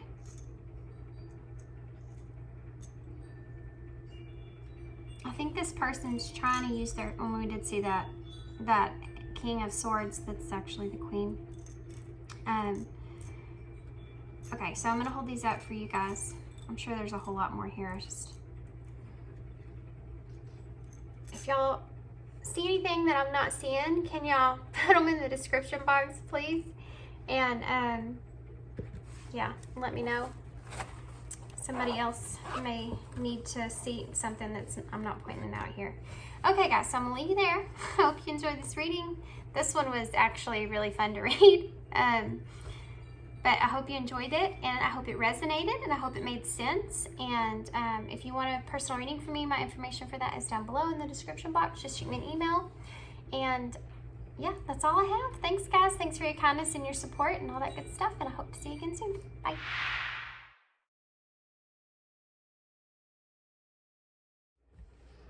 Hey, Pile 3. So if you chose the True North Tarot and the ladybug pin with the pot of gold, let me just say this, I'm interested to see what comes out in this pile, because this is about, you know, the true north is like the north node. So that's your fate, your destiny, right? And to have that tarot with the ladybug, which is about having luck, prosperity, you know, everybody, when a ladybug lands on you, that's supposed to be really good luck. This, for some reason, to me, also reminds me of the Six of Pentacles because of the big diamonds that are on its back. And it's almost like you may be getting lucky in a situation that is with you in some kind of something with someone else, whether this is a business with someone else, a relationship with someone else, a friendship with someone else. There's something here that's going to, or that is coming into balance. And it's something that the two of you have been, I feel like, working on for a while. But there's a lot of goodness that's going to come out of this, a lot of prosperity that's going to come out of this. And so I don't have that good of a memory. I have too many things I have to remember. But I did a reading a while back, and it was about, I don't even remember which reading it was, guys, but in the reading I talked about a rainbow and how the whole point was to enjoy the rainbow to get to the pot of gold, you know, and to stop and slow down and to enjoy that part, the journey there, not just the gold. And that is what came to my mind when I saw this pot of gold here with this tarot, because it looks kind of like rainbowish if you can't tell. And it's like hieroglyphic or something in the middle, you know? So there's that rainbow. And there's this on top of it. And I was just thinking, this right here could be you coming into that. You've reaching that pot of gold. Now, let me tell you about what the pot of gold is for me. This could be reaching just whatever goal that you have set, whether that is a goal that you have set in your career, a goal that you have set in a particular place that you want to be in your life, or a goal that you have set with someone else. This could also be a spiritual aspect to this, to where this could be a goal as far as your spiritual journey goes that you have met. This could even be some spiritual gifts that are coming into fruition for you, you know? This could also be you, this could even be a union type energy for you. But whatever it is, this is your pot of gold, right? This is what you're coming into. This is an exciting pile. Okay, so True North Tarot. So we're going to get some tarot first to see what all this stuff says. as far as what obstacle is this? Why is this considered to be an obstacle as well? Now, I don't remember how I put it in the intro, but it's not like all these have to be negative obstacles. It's just a obstacle. So something big that's going to affect you, that's going to happen to you next. What's the next big thing, you know? So it doesn't have to be negative, positive. It's just whatever that is, and how you have some guidance to kind of work yourself through that prior to going into it. Just thought that would be helpful. So let's see about you, pile 3. So far, so good. Let's see what else you can conquer up here. The Ace of Pentacles. That is so funny. Oh, Spirit. Okay. That is so crazy. Ace of Pentacles. Let's see. The Devil. And the 9 of Wands. Okay. Now we're getting more a little realistic here. 5 of Cups. Oh, okay. Yep. Oh, man. I gotcha. Why is the Ace of Pentacles here? Queen of Swords. It's Libra energy. Or it could be I guess you could be another air sign. So, Gemini and Aquarius. Okay. Okay. So we have the, wow.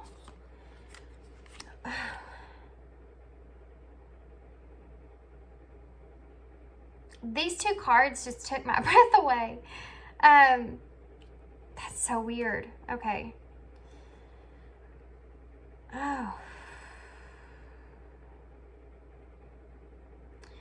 You have the Knight of Wands in reverse to clarify the Devil, and also the Knight of Cups upright came out with that.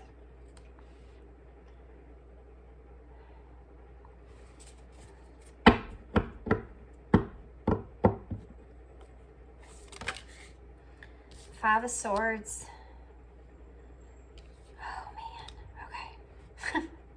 That's the obstacle you're gonna conquer. It's not bad, guys. So, I mean, I don't know why they're wanting me to point out the signs. So let's do that. So Libra, Capricorn. We have Scorpio too, because of the Scorpion that's on the Capricorn. What else? Oh, Aquarius, Pisces energy. Oh. Bottom of the deck, you have the 7 of Wands. That's the challenge we got here. It's so funny.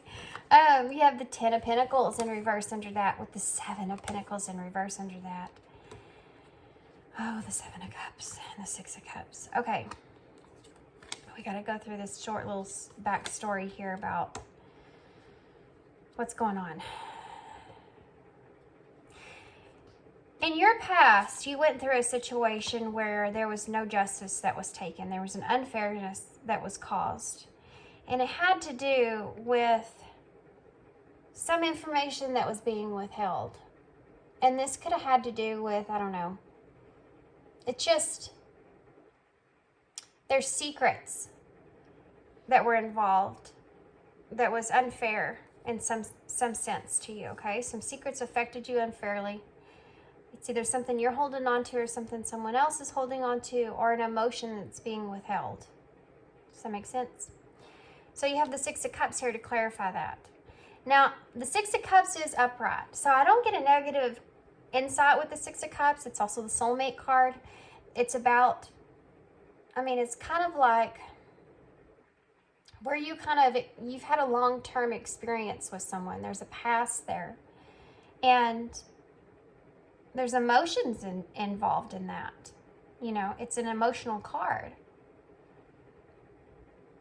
But there may have been some rockiness there. There may have been a little turbulence in that. Whatever that was for you. This could even be a business. This could even be part of your spiritual journey. Then you have the Hanged Man here. And you had to do some introspection about it, okay? So you bunkered down. That's what I heard in my head. That's funny. You were in the process of trying to break yourself free from it. Okay? But you don't know what is what. You don't know what. If this is a relationship, it's like you don't know what that relationship is. If this is like a business type situation or something like that, or a spiritual part, you're at a stillness because you want to be able to move in order to gain what you're wanting here at the end. But you're in this process of you're overwhelmed by all the decisions because your emotions are in it. This is such a strange reading, but I'm just going with it, guys. So it's just, hopefully it'll make sense at the end. If y'all read tarot and you're reading the tarot and you get to a point to where you're saying to yourself, what am I talking about? This doesn't make any sense. Always it will to somebody. So always say it if you're reading for someone else, or always, just keep that in mind. I don't know why I feel like I need to tell y'all that, but I know there's a lot of readers, because I've done personal readings for you guys, that read tarot yourself. They're trying to learn tarot, and I feel like that's important for you guys, and I want to be able to just kind of tell you about what I learned, because it will help you. I think everybody should be able to do this for themselves. Definitely. Anyway, I don't know why I was telling you about that. You need to figure out whatever it is that you are, choices that you have at hand. You need to really focus on what it is that you feel the most passionate about. What is it that in your heart, when you think about that one choice, it's the one that fills your heart up. It's the one that you feel most prideful about. It's the one that you're passionate, just like I was, for y'all to tell you about it. You know what I mean? Like, you want other people to experience as well. Like, that's the way that I was feeling about that. So I feel like that's relevant here. Otherwise, why would it come to mind? I feel as if that's what they're telling you here, is that you need to do that. You need to figure out where those emotions are. It's got something cool too. They're saying you can't get to this waterfall, right? You can't get to the waterfall, the emotional part of it, without having to experience the rockiness there. You have to go through all this, and then you have to climb up that mountain. And what they're saying is that you're at a point to where you have to just decide which one that you want to do and for what reasons that's behind that. They're saying they need to be validated for you, those reasons. Yeah. It's a push on doing something that is for you and not for anyone else. You know, it's that push to do that. Growth. Okay? They're wanting you to choose and grow. And you know, choose for you. There's the Seven of Pentacles in reverse is about afraid of investing in something that you're not going to get a return on, that you're not going to see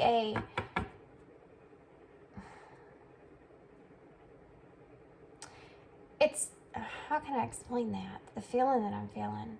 It's a frustration, because it's something that you wish that you want to invest in. Yeah. It's something that you would love to invest in. But you think about it's not going to work, or you won't get any kind of reward out of it. There's nothing to show for that. Also, I'm getting a message that you don't want to be someone that actually works too much on whatever this is. You want to still have a life for yourself. The Ten of Pentacles in reverse is saying right now, currently, you feel the lack of abundance, right? You feel like there's a lack in your life that you're, oh, that was strong. Like a lack in your life that you're desiring that to fulfill. You know, you want to feel. You want to feel it. This is so crazy, this reading. But it's like you want to feel you want to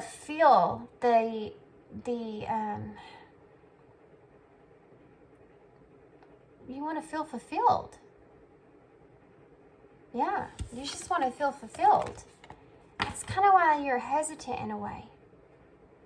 Because you think about the Seven of Pentacles in reverse. You think about, what if I invest into this? What if I do all this work, I invest into this, and I go straight on with it and put my emotions into it, because the Seven of Cups is there as well, you know? And then there's nothing to show for it. I don't get anything out of it, or it goes bad, you know, or whatever it is. And you get stuck. You get stuck right there. And it's because you want the Ten of Pentacles. You want the Ten of Pentacles. But the two things that you're missing are the Eight of Pentacles and the Nine of Pentacles. So you're missing out on the progress, making progress in the situation. That's what you're afraid of, in not making progress there, or not being able to make progress. And not being able to make progress in your life growth because of whatever this other thing is. Being stuck into that, you know? And the Ten of Pentacles in reverse, you shoot right too. So you're missing the Nine, which is being able to experience the growth, being able to feel fulfilled with the growth and stand strong, independent, capable, you know, having that transition to that stage to where you gain that confidence from the progress that you made, from the work that you put into it. And feeling what that feels like, I think, is something that those two things you want to be fulfilled. And at this point to where you are, you're stuck because you can't actually decide which cup it is that is the cup for you. What decision is best for me in my life? That's where you're stuck. That's why your Ten of Pentacles is not upright yet. But it will be. It will be. Because you're going to get past this obstacle. You know, you have to believe that part in yourself. This next step that you're going to take on this path that you're on is going to be one of the biggest steps, I feel like, that you've took as far as standing in your own power. And you're going to have that opportunity. That opportunity is coming to you, okay? Whatever that is for you, that opportunity for you to decide is coming up on you. And they're saying here, okay,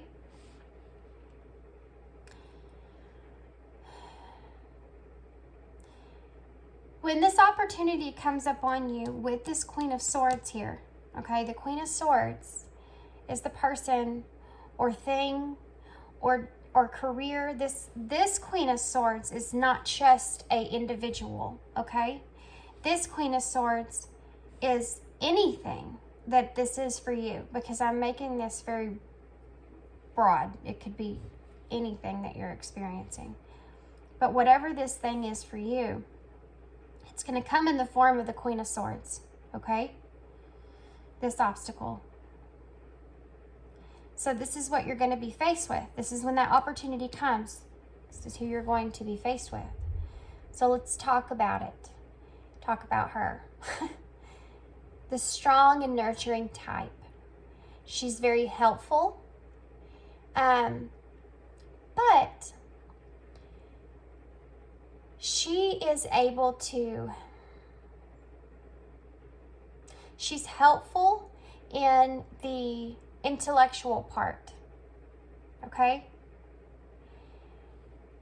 But she can also be helpful at the emotional aspects. She's associated with Libra. And Libra is balance. Balance in everything as far as relationships go. Balance in your life and your social part of your life, the intellectual part. But it's about balance. It's also about not being able to make a decision on something because of that balance that you see. And that's the whole thing here with you right now. But she's also, she is fair because she is, the emotional part to her is that she is able to cut off those emotions and set them to the side. She can do that, okay?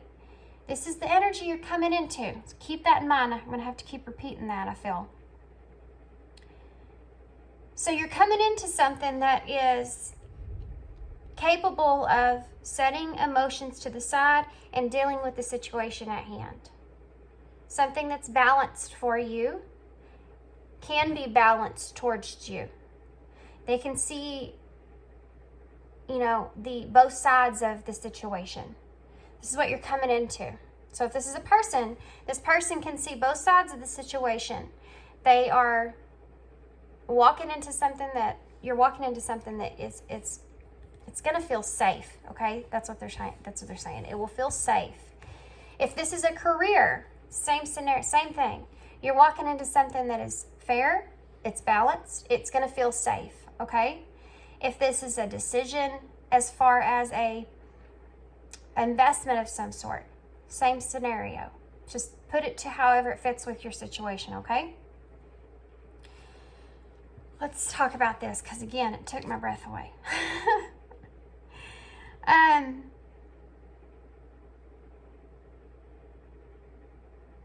Sorry, guys. I'm just looking at this intuitively real quick. Ooh, I just got to chill.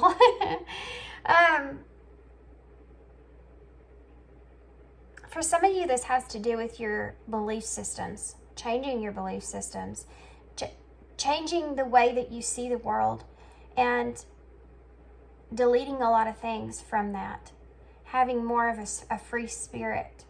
For some of you, that's what this is talking about, breaking those chains. And that runs a chill down your spine because you're still holding on to some self-limiting beliefs about, even though you're desiring this thing like we talked about, desiring, will want that, feel that freeness, there's another part of you that those limiting beliefs are still pulling you back in that situation. They're still kind of saying, no, wait a second. And that right and wrong is still kind of, it's not fully into balance yet. And that's why you can't move forward. That's why you can't keep moving on, okay? You need to figure out what that is. Whatever belief that you're having there, that's kind of keeping you from being able to fulfill what you desire, which is that free spirit energy. Okay. Whew. That was for somebody.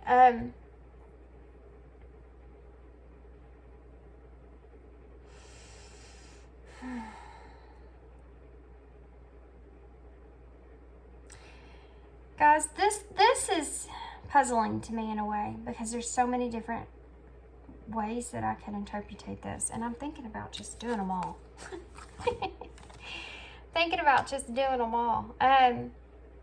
Also 777 is underneath this deck right here, which is the number of luck was on your side. Keep doing what you're doing. Imagine that, you with all this prosperity and luck. Okay, So you're walking into the balanced place, right? You're going to get what you see, basically, okay?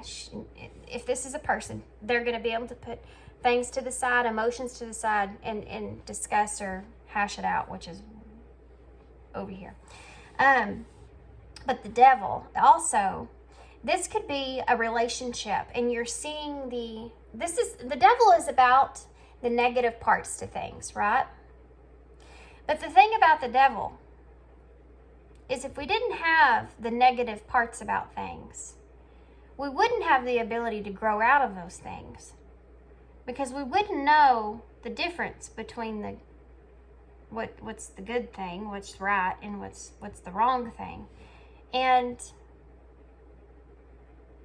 if we don't have some of the negative stuff in there, we would just be living in whatever's right. But in a way, shape, or form, kind of, you don't get any choices there. Do you know what I mean? And there's something about the way that our minds work where when we do actually receive choices, we get to choose the good and the bad. And you have to have a balance in the world so that you can see what is goodness. If you're living it all the time, that's all you see, that's all you are, just goodness. You know? It's kind of like that movie, The Stepford Wives. You know, that's what it is. You walk into that world and it's just like everything just seems like that. And you know when you get that feeling, right? You know how you get that feeling when something comes along, everything good's happening to you? And you start to feel inside, internally. And this some people would say this is something that needs to be healed in your past. And for some of you, it might be. But for others, this is your intuition that's picking up on certain things. So your intuition starts telling you, or whatever that could be for you, that something's not right here. Doesn't everything just seem a little bit too great? like something's gonna happen. I can feel it. Something. Do you know why you feel that way? Is because there's a deep, deep down knowing that things have to come into balance, and without the bad, there wouldn't be good, and without the good, there wouldn't be bad. You have that balance. That's what you're searching for. So you're recognizing the devil for what it is. You're recognizing the devil for what it is. And you see this King of Wands in reverse with this Knight of Cups. You have an impulsive instinct to you that's very strong when it comes to this desire. And you want to move forward on that. So it's almost like you're coming to terms with, this is going to be crazy, guys, but it's like you're coming to terms with the negative parts, and you're transmuting those into being able to see the goodness out of that and how that can grow and change. Yeah? So it's like the devil's upright, but it's to signify the negativity of that card and how you're kind of changing that around. This is the desire that you feel, the deep down desire that you feel. Okay. So if this is, let's put this down here now. If this is a career or whatever to that extent, then this is someone that you're taking the negative aspects of that career, and you feel this desire to balance that out. You have this knowing, if this is something that you feel like you could be really good at, and you could balance out things in life, and you could help, you could be that, it's like a humanitarian thing. You can come in and be that person to kind of help in that kind of situation. So maybe that's something that career-wise is connected to you, but in your situation. But this could also be a relationship and how you're adjusting your beliefs in that relationship. This could be even a spiritual aspect to things. How you're adjusting the belief, like we talked about with the devil here, and how that's things come into balance that way, and you can't have one without the other. Whatever that is for you, okay? Here we go. The Knight of Wands here with the Five of Swords is immediately giving me vibes of you're at the point to where you're done fighting yourself here with this Five of Swords. It's you've literally been fighting yourself in with this idea of losing whatever this is. You've been in this process of, you know, like we talked about under the deck here, about you feeling like you've lost things maybe in the past and you don't want to, I don't know that we did talk about it in this way. You don't want to relive. Something else is coming out from what I was thinking, guys. It's on channeling. So you didn't want to relive some pain from the past in some kind of way. And that's another thing that goes into tie with the way that it's taking you so long to make this decision that's at hand. But like I said, it's on its way. That opportunity's coming. You need to get ready. Get ready. So let's talk about the Nine of Wands, because that's to me a defensive energy against this Five of Swords. It's in a good way because you're realizing the fact that you're tired of the conflict that you're having in this situation. You're tired of reanalyzing it, going over it, thinking about it, not agreeing with things, putting that on the shelf, going forward with something else. You're tired of all this. It's accounting that you're doing in your mind about how you want to make things move forward, right? And you're tired. You're tired of this. You just want to pick something already and move with it. And you've reached this point to where you've gotten to this point of where you're tired with it. So now moving forward, you are more or less wanting to just choose something, even though it might not be fulfilling for you with this Ten of Pentacles in reverse. Okay? So, you're at this Nine of Wands currently.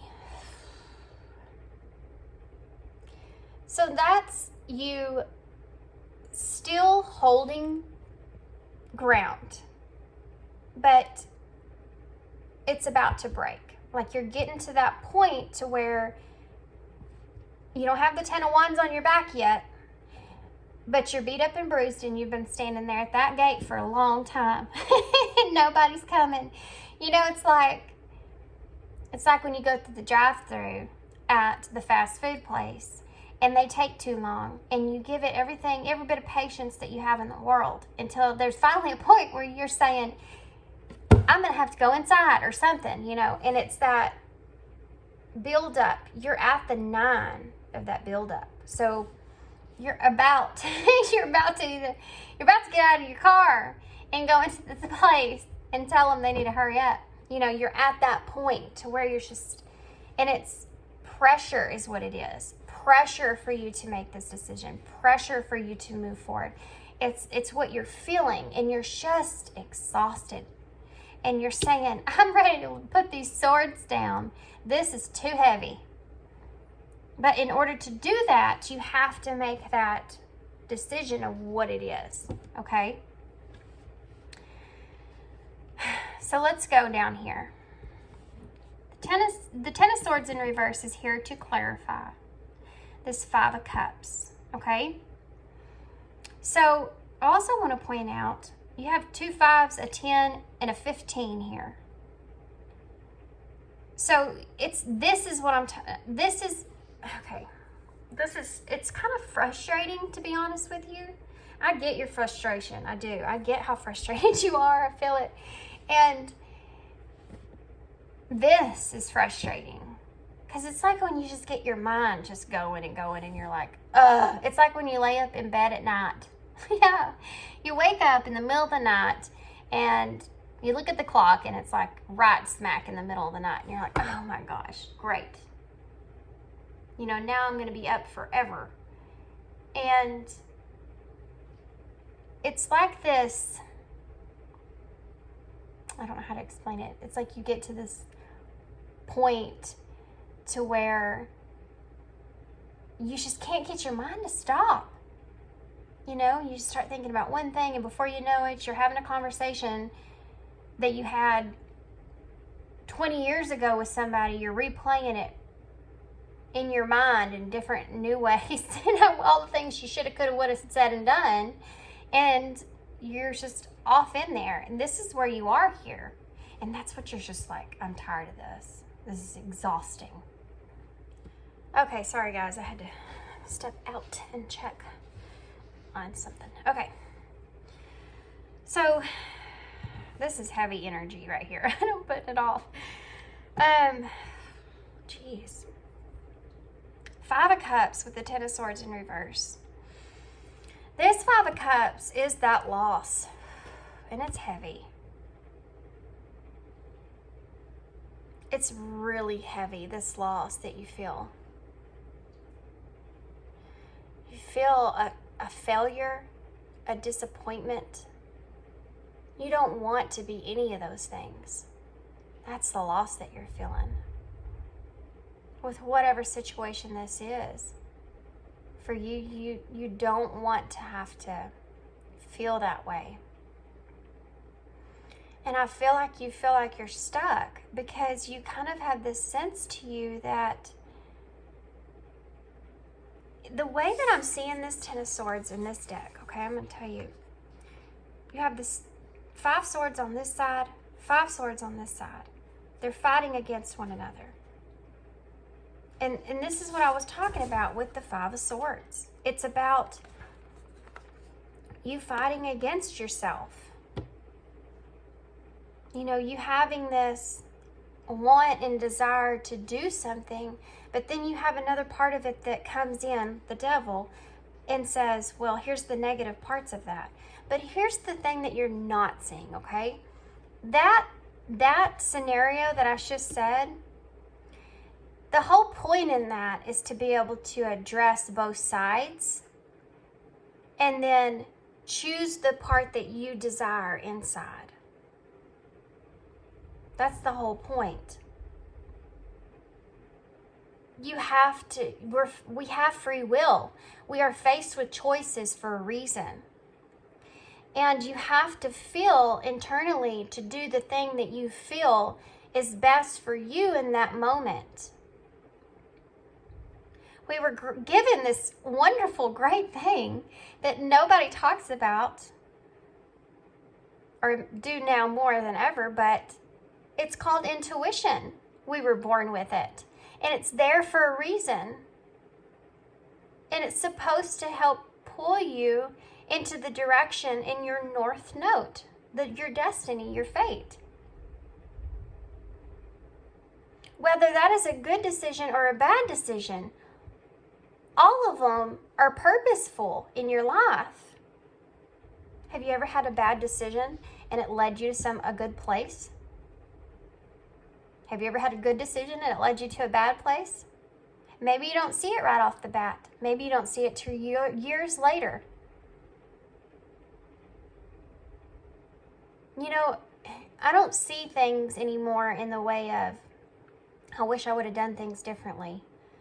I mean, it's okay to have that thought because you wonder about how it would have turned out the other way.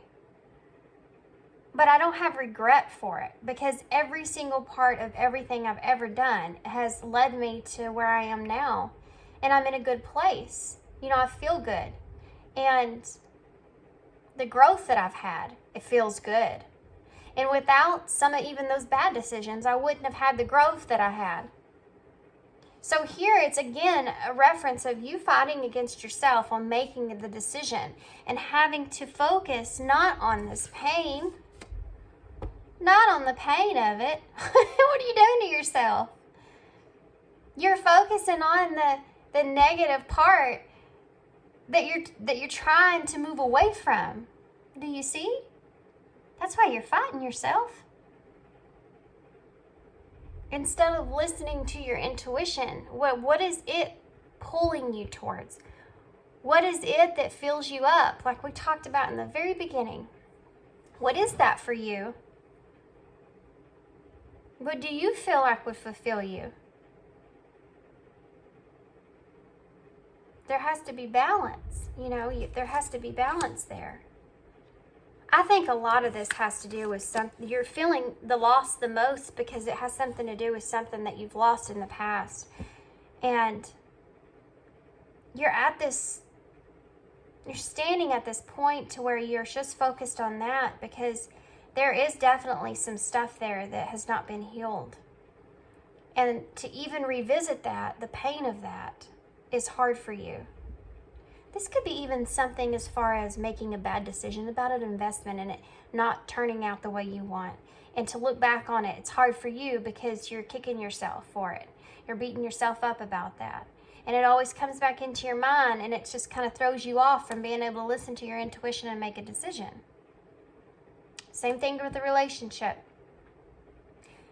You messed up somewhere in the past, or maybe you've opened the door and trusted people in the past and it didn't work out in the way that you anticipated and you ended up getting extremely hurt there in some kind of way. So you don't trust people like you did before, so you can't trust this person in this relationship fully to the way that you want because you're stuck in this right here, what you've lost. But you're keeping yourself able to be fulfilled in the here and now. Because that's what it's about, is the here and now. What is it here and now? Not back then. Not, till forever from now. But what about here and now? How do you feel? So you have to pull yourself away from what was in the past, what was in the future, and focus on what you're feeling and your intuition's calling you right here and now to do. Regardless of one or the other. What does your intuition say? How do you feel? What do you want the most? Without all that other stuff in the way. Think about that. Think about it. And I know there are practical things. Okay, so if you have a career and you're having to make a move from that career, it's going to affect your family. If you have a family, it will affect your life completely. Right? So you consider things like that. But still, you remember, at the end of the day, you still have to make a choice. And is that choice, is there going to be some kind of regret around that choice? Maybe, whatever that choice is for you, whether you stay or go, there might be some regret that comes into that. But that's okay. That's okay if you regret it.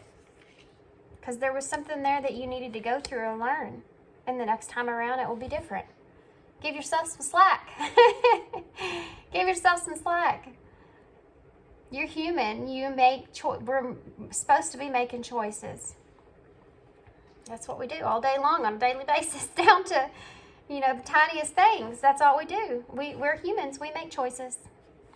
Animals do the work for our planet. And we as humans just make choices. And some of those aren't good. But there's always a growth out of it. And the growth is good.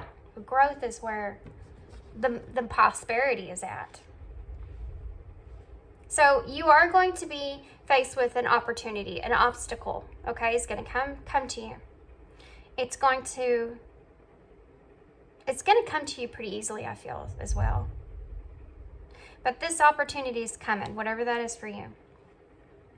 And you're going to have to make a choice and remain in balance with that choice moving forward. You're going to have to quit fighting yourself here, okay? You're going to have to quit that. You're not going to get anywhere. You keep pulling yourself back in. It's like, think about this, the 5 and the 10s. You think about 10 being that completion, right? But you keep pulling yourself back to 5. That's the cycle you keep repeating. 5 through 7, 5 through 7, 5 through 7. Too overwhelmed with making a decision and remembering the loss, remembering the regret, remembering the disappointment and the grief and everything else. It's a cycle that you're going through that is going to keep repeating itself if you don't get to a place to where you can step out and make that decision. Because the opportunity's there. It's coming for you. And the aces are only that, guys. They're opportunities. It's saying, like Spirit's saying, here you go. Let's see what you do with it. Let's see what they're going to do. And then your spirit guides get together and they watch and they're like, okay, let's see what they're going to do. Are they going to make a choice? I don't know. They are only in the 7th, you know. they're sitting there. They're still sitting there. And it's only that. It's an opportunity. So you have to use it to your advantage. That's the obstacle, okay? Go for it. Just go for it. That's my advice. Okay, so let's get, oh boy, what are we going to get? What to get? Okay. I'm going to get an animal spirit card for you guys because I think that this might help me to, I want y'all to understand what kind of animal, this is going to tell me what kind of animal, what kind of spirit, totem you should be kind of taking on. You know what I mean? So let's see. The cow wanted to show herself. Cow spirit. I'm going to take it because it's card number 15. And it says miracles are endless. So I kind of like that cow. So May, look up a cow. Okay. Cows don't get enough credit because, well, unfortunately, most people eat them. But it's like cows just don't get enough credit. They're actually really pretty animals. Very smart as well. Okay, so they provide us with milk too. I mean, come on. Poor cows, man. They have it rough. Okay, so let's see what else. I also want to note that all the spring flowers that are on this card, all those wildflowers there that you have on that card too, this could be happening around springtime, this opportunity coming to you, which, well, I guess we're almost in summer, huh? I don't know if we put that yet. Well, I guess for where I am right now anyways. Could be different for you guys. So we have number 51. No kidding.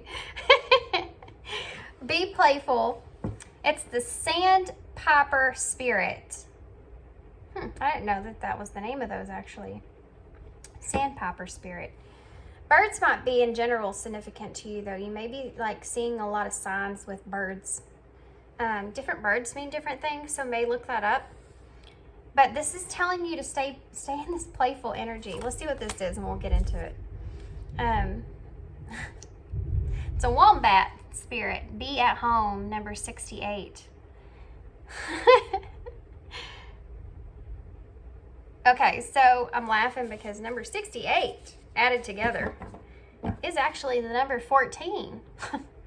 And I'm laughing because 14 added together is the number 5. So I'm not surprised that is there. That's so weird. Okay, so let's get into this advice here. The miracles are endless is being the number 15 and that also being the devil there in tarot. The miracles are endless when you come into this understanding, when you come into this balance of the good, the bad, both. We need both in that scenario. So spiritually, if you're looking to broaden your beliefs or whatever it is for you, for that more of a freer nature, if you're going through that, you know what I'm talking about, then having that idea of that balance there between the good and the bad, it's like you're giving yourself an opportunity for miracles to become more endless for you, okay? It's like you're opening up a whole new world for yourself. And it's mentally, it's the thought or idea that you can, it's a freeness, it's freeness. It's free, being free from anything that's any of the negative parts of that, because you can transmute that right into the light. And you're freeing yourself from seeing it, even though that you experience pain and grief and all the other negative emotions that are there, you see it differently. You see it. You see the goodness of it. That's the ultimate change, and that's how you can see the whole world different, so that you see that there's endless possibilities there with that, and how you can be fulfilled in your life. Because you're not having any negative stuff hold you back from being able to be fulfilled. You don't let things get to you in the same aspect, you know? This also adds up to the number 6, which is harmony and peace and love and all that good stuff. So it's like, that's what it's saying will come to you with that. I always thought it was so funny that the devil in tarot is the number 15. It adds up to 6, which is about that peace and harmony, right? That kind of doesn't make sense, you know? You got the devil there, but the number adds up to the number of harmony. Well, where does harmony come from? Well, in that spiritual road that you're on, if this is your story, this part I'm talking about, then that comes from the healing, which is also the number 6. It comes from healing things. It comes from that healing aspect of those negative things. Oh, well, that's the balance. And you have harmony with that. The healing of the negative turns into a positive, you know? And so that's the duality there, right?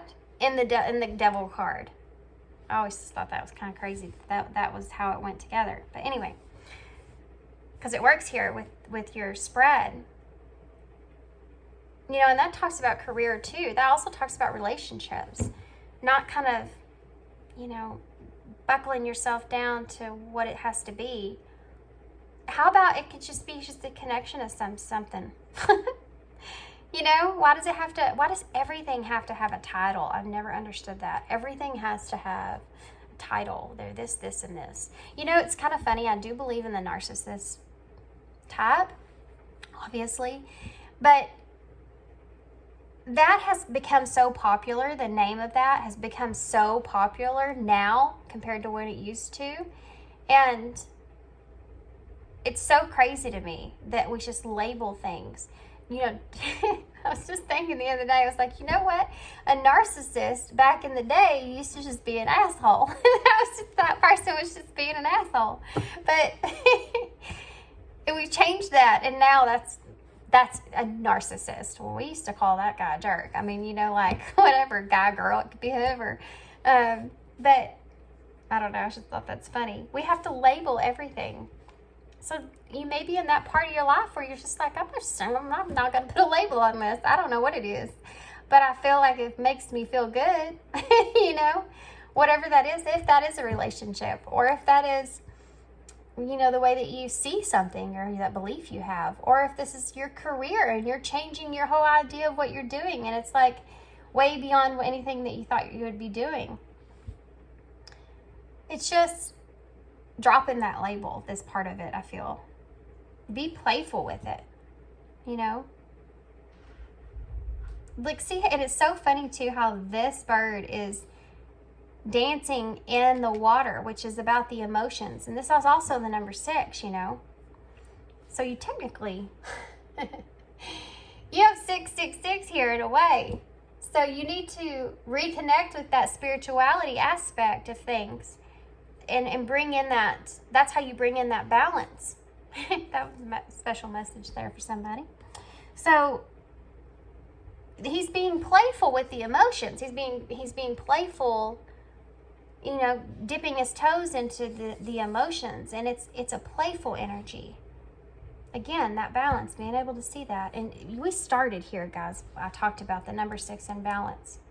And also opening yourself up to something. So that's still there. It's still relevant. The wombat spirit. Be at home. Which is the number 14. they're wanting you to, again, find that, you know, one is that new beginning. It's also self and tarot, and the houses. So that new beginning is coming. We saw that. The opportunity's coming. You have the gold there. You have an opportunity for the gold. It's coming. It's on its way to you. They're wanting you to, with the number 4, that's the stability, right? That's the structure. That's the home. You know? It's also about intuition, guys. So it's telling you to take that intuitive knowing of what you feel is the most best choice for you, intuitively, what you feel on your heart, in your head. Stabilize that so that you can have in yourself, right? So that you can have that change in your life for whatever it is that you need to change. You need a change. Okay. So that's the obstacle. That's a little bit of advice. We're going to get some more advice. I'm going to use a couple of cards for that. So we're going to use these messages of love. I just saw apology and put away the computer. So if you are working too much and you've been thinking about apologizing to someone for something, this is telling you to make that decision and quit putting it off because of all the reasons that we said. I also saw children in retreat as well. So if you've been thinking about taking a trip, taking a vacation, something to fulfill you in that way with your children or children that you know, you need to do that too. If that's what you're being called to, drawn to, feel a desire for, do it. Why would you not? Feel something for you. There may be things that go into that. You may be afraid about, the way the world is right now and taking a trip with your kids in some kind of way. I understand there's always going to be those scenarios. But at the end of the day, like I said, you still have to make a decision. Either you do it or don't. Maybe there's a different thing that you can do that's closer. Maybe you don't have to go so far away. There's always a way to fulfill what you're wanting to. You just have to not be stuck on the negative of it and figure it out, Okay, just see, my uncle grew a business from the ground up. And he said something to me the other day that I've heard of many times, but for some reason, him saying it in the way that he said it clicked to me differently. And maybe I've just grown since I've heard it last, but he said, I got to where I am because every single time I was faced with an obstacle, I didn't see it as something bad. I saw it as a way for me to grow in my life. And I thought, well, hell, if we all lived by that, where would we be? And this is like the understanding that you're coming into, that you need to be into in order to move forward when the opportunity comes. What other advice do you have for pile 3? Spirit, what other advice do you have for pile 3? Okay. Longing, addiction, children, again. What other advice do you have for pile 3? Past life love. Okay, so there's definitely an idea around a relationship here and making an offer here to someone or something to that nature. Children could be involved. You could have some kind of addiction that you're trying to release or let go of, if that's your true desire, to quit that, whatever that is. We also have new love at the bottom of the deck. So again, this could be that relationship there. I'm going to go to slow down. I'm going to go into a couple of different scenarios here, okay? So first one I want to go into, obviously, is I want to talk about what I talked about a while ago for some reason, because children came out again. You longing to want to, go experience something here as far as with your children in some kind of way. This could also be your inner child, that you have a career-wise, even, like you have a spark of inspiration. You could be in some kind of field of work and been in that for a long period of time, and that thing that you're desiring to do is way outside of your of what you've ever done, and taking that leap is pretty far. And so that's something that you're being called or drawn to do, you're longing for here. Sometimes I think that you may actually think about if this is an addiction or if this is a desire to do this. And I don't know what it is for you guys. It could be different for, I mean, obviously it's different for everybody, but the way that you feel about it could be different for everybody. But really pay attention to the longing there, and if that, where that fulfills you at, okay? You know, there's a difference between a craving and a desire. A desire is something that, it's something that's driving you into a blissful place. Well, that could be a craving as well. But this is something that is long-term and significant as far as being able to have solid ground there, a sturdy foundation there. That's where the goodness kind of comes into play, guys. If it's best for, you have to remember what's best for you. So if that craving or addiction is something that's not good for you, then this desire you want is not an addiction. It's a desire. You know? Hope that made sense, because I feel like it's just someone's, strange, but someone's message. Okay. Made sense to me. I got it. So, if this is a relationship, also I have to say, with that inner child thing, if you're going outside the comfort zone, or if you're just wanting to do something with whatever, there could be some kind of addiction around that you feel like is holding you back from being able to fully fulfill yourself in this life. So that's something else you need to look at. If this is a relationship, children may be affected in this in some way, shape, or form. This could even be you wanting to have children, or this other person wanting to have children, or how that would even play a role in the future. But I feel like it's important to you. I feel like this possibly is one of those things, maybe that's important to you and not important to them. So this is broad, what this means to whoever. Longing here. I feel like you're longing for this person, despite any differences that are there. You still have that longing feeling, and that's that draw, that pull of kind of your intuition picking up on the fact that this opportunity is coming in. So listen to that. This could be a new or a recommitment of someone that you're already with. There's some support there. You feel obstacles. Imagine that. There's support there in this connection, but there are obstacles that you need to move forward past. And I think that's what this whole thing is for you, making that decision. This is someone that you have a deep soul connection with, or an intense soul connection with. This could mean, if that's not for you, this could mean that you just feel the intensity of this connection, and you're trying to decide if this is an addiction, more of a lustful type thing, or if this is something that's my intuition's pulling and I'm feeling like love here. Like, what is this?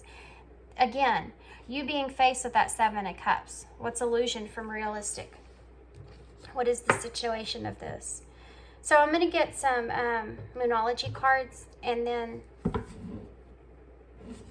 I'm going to close with some initials, okay? I'm going to get one postcard too, by the way, to read.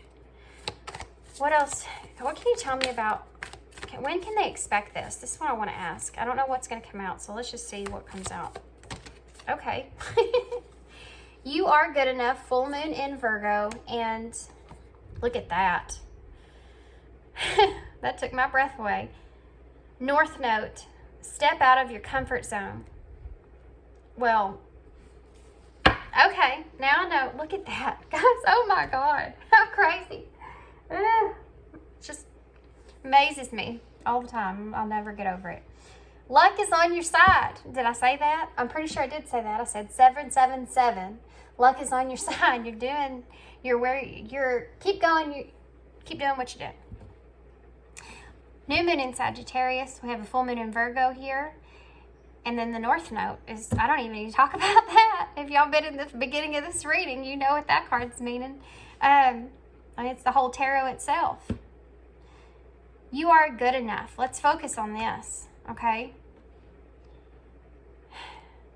You have to have this. I want to point this out too as well.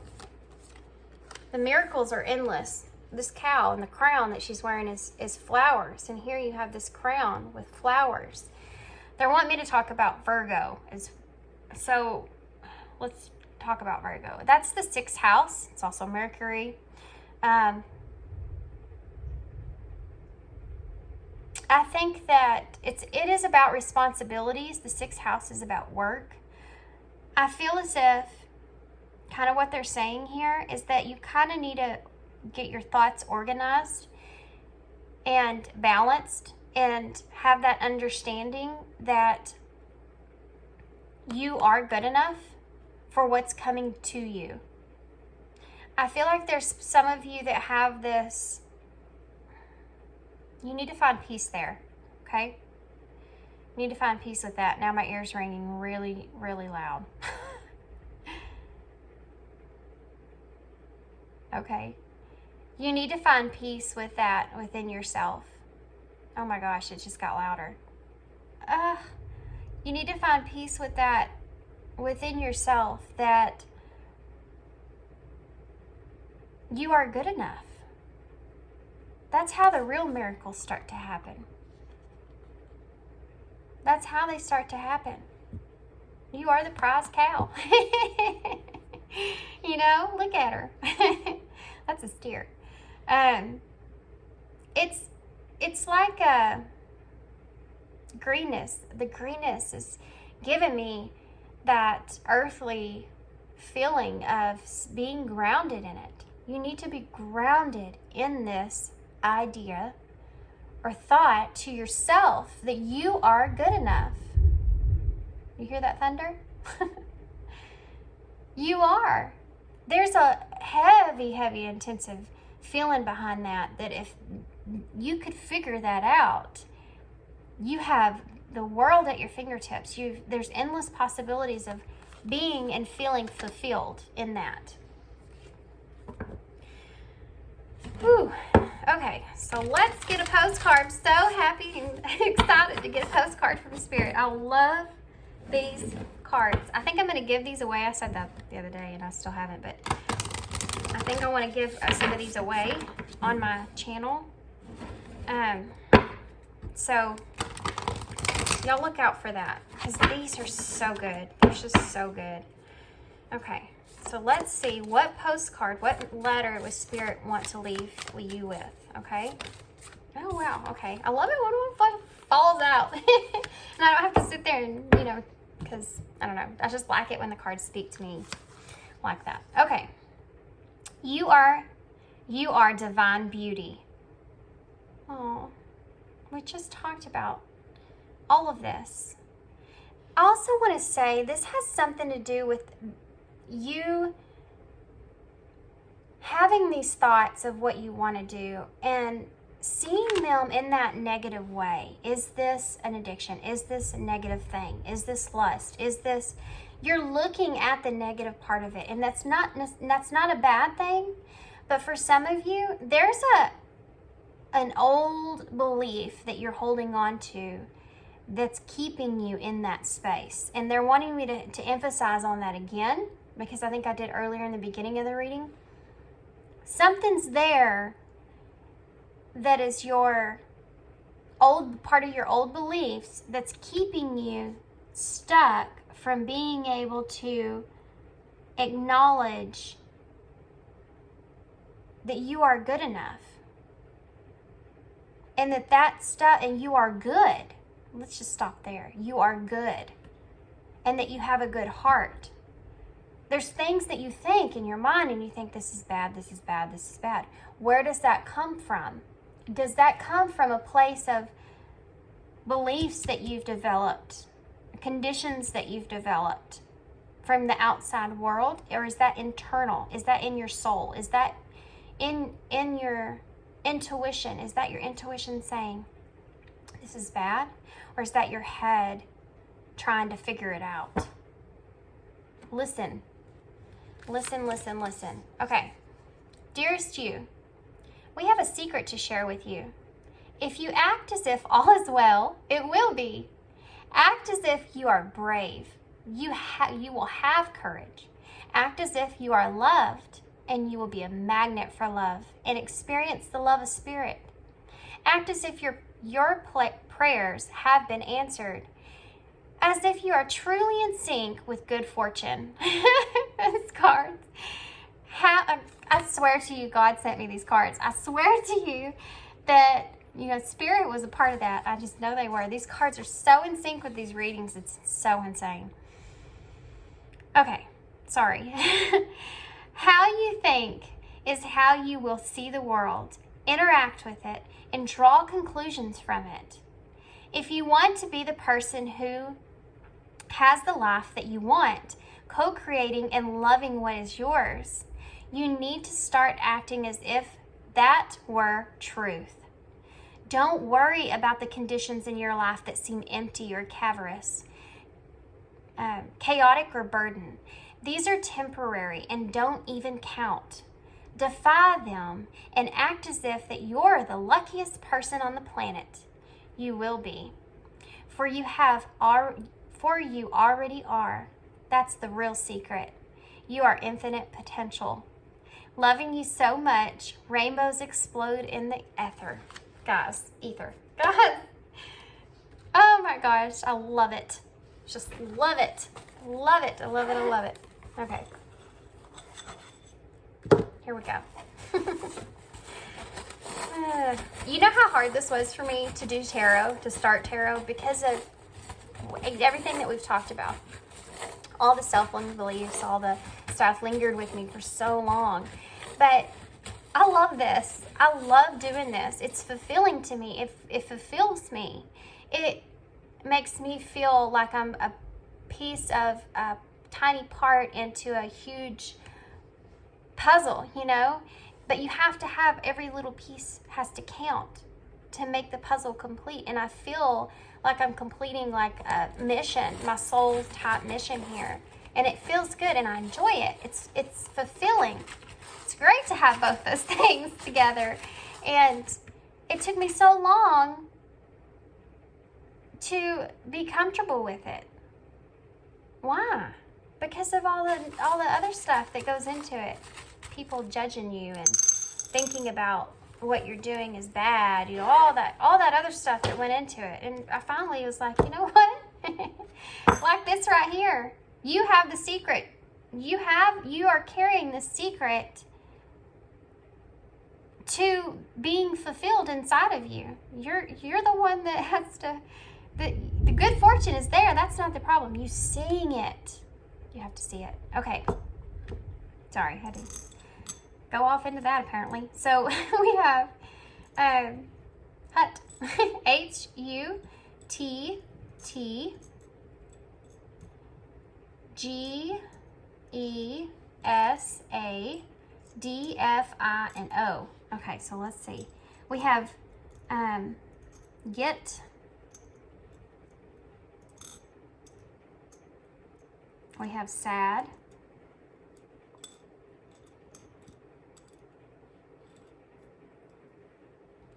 We have so.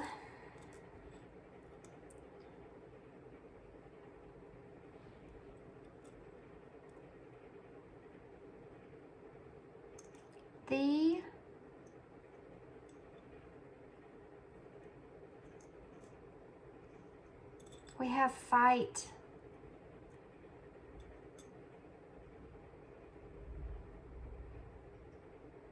Don't give up the fight. There's a side note here, guys. They're showing me. If this opportunity comes, they want you to know, if this opportunity comes, and you miss it. You don't gather that courage or strength that is already inside of you. You don't get it together in time. Don't end the fight. Don't lose the fight. Hold on to that inside of you. There'll be another chance. There'll be another go around. There'll be something else. Don't ever see that, like I said about what my uncle said. Don't ever see it as a lost opportunity. See it as a way of growing, an obstacle to develop growth from. Okay? Don't put disappointment and sad and grief and all that other stuff and remorse and guilt and everything else, this 5 of Cups, don't put that on yourself. Don't be stuck in that cycle. You get out of that. You're through with that cycle. You're over it. You've learned. Luck is on your side. Good fortune is here. We saw that in the very beginning. North Node, your destiny. Take it. It's yours. Nobody else's. Okay. So I'm just going to leave y'all here because that was like a side note special message they want you to be aware of. Because they don't want you. We also have Ghost in here. And God.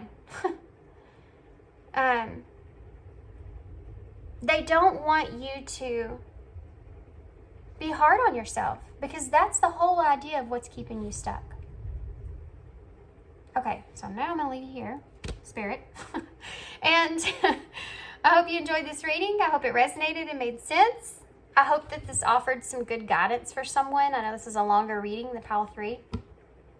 I think y'all are always my longer piles. But I hope you enjoyed this. And yeah, thanks for being here, guys. Thanks for your kindness and your support and your subscriptions. And all that goodness. I'm trying to get more videos out more often. So working on it. May shorten some down just so I can post more often, but we'll see. And yeah, that's all I have. If you want a personal reading from me, my information for that is down below. Just send me an email. I'll send you all the information for that. And that's all I have. Thanks, guys. Hope to see you again soon. Bye.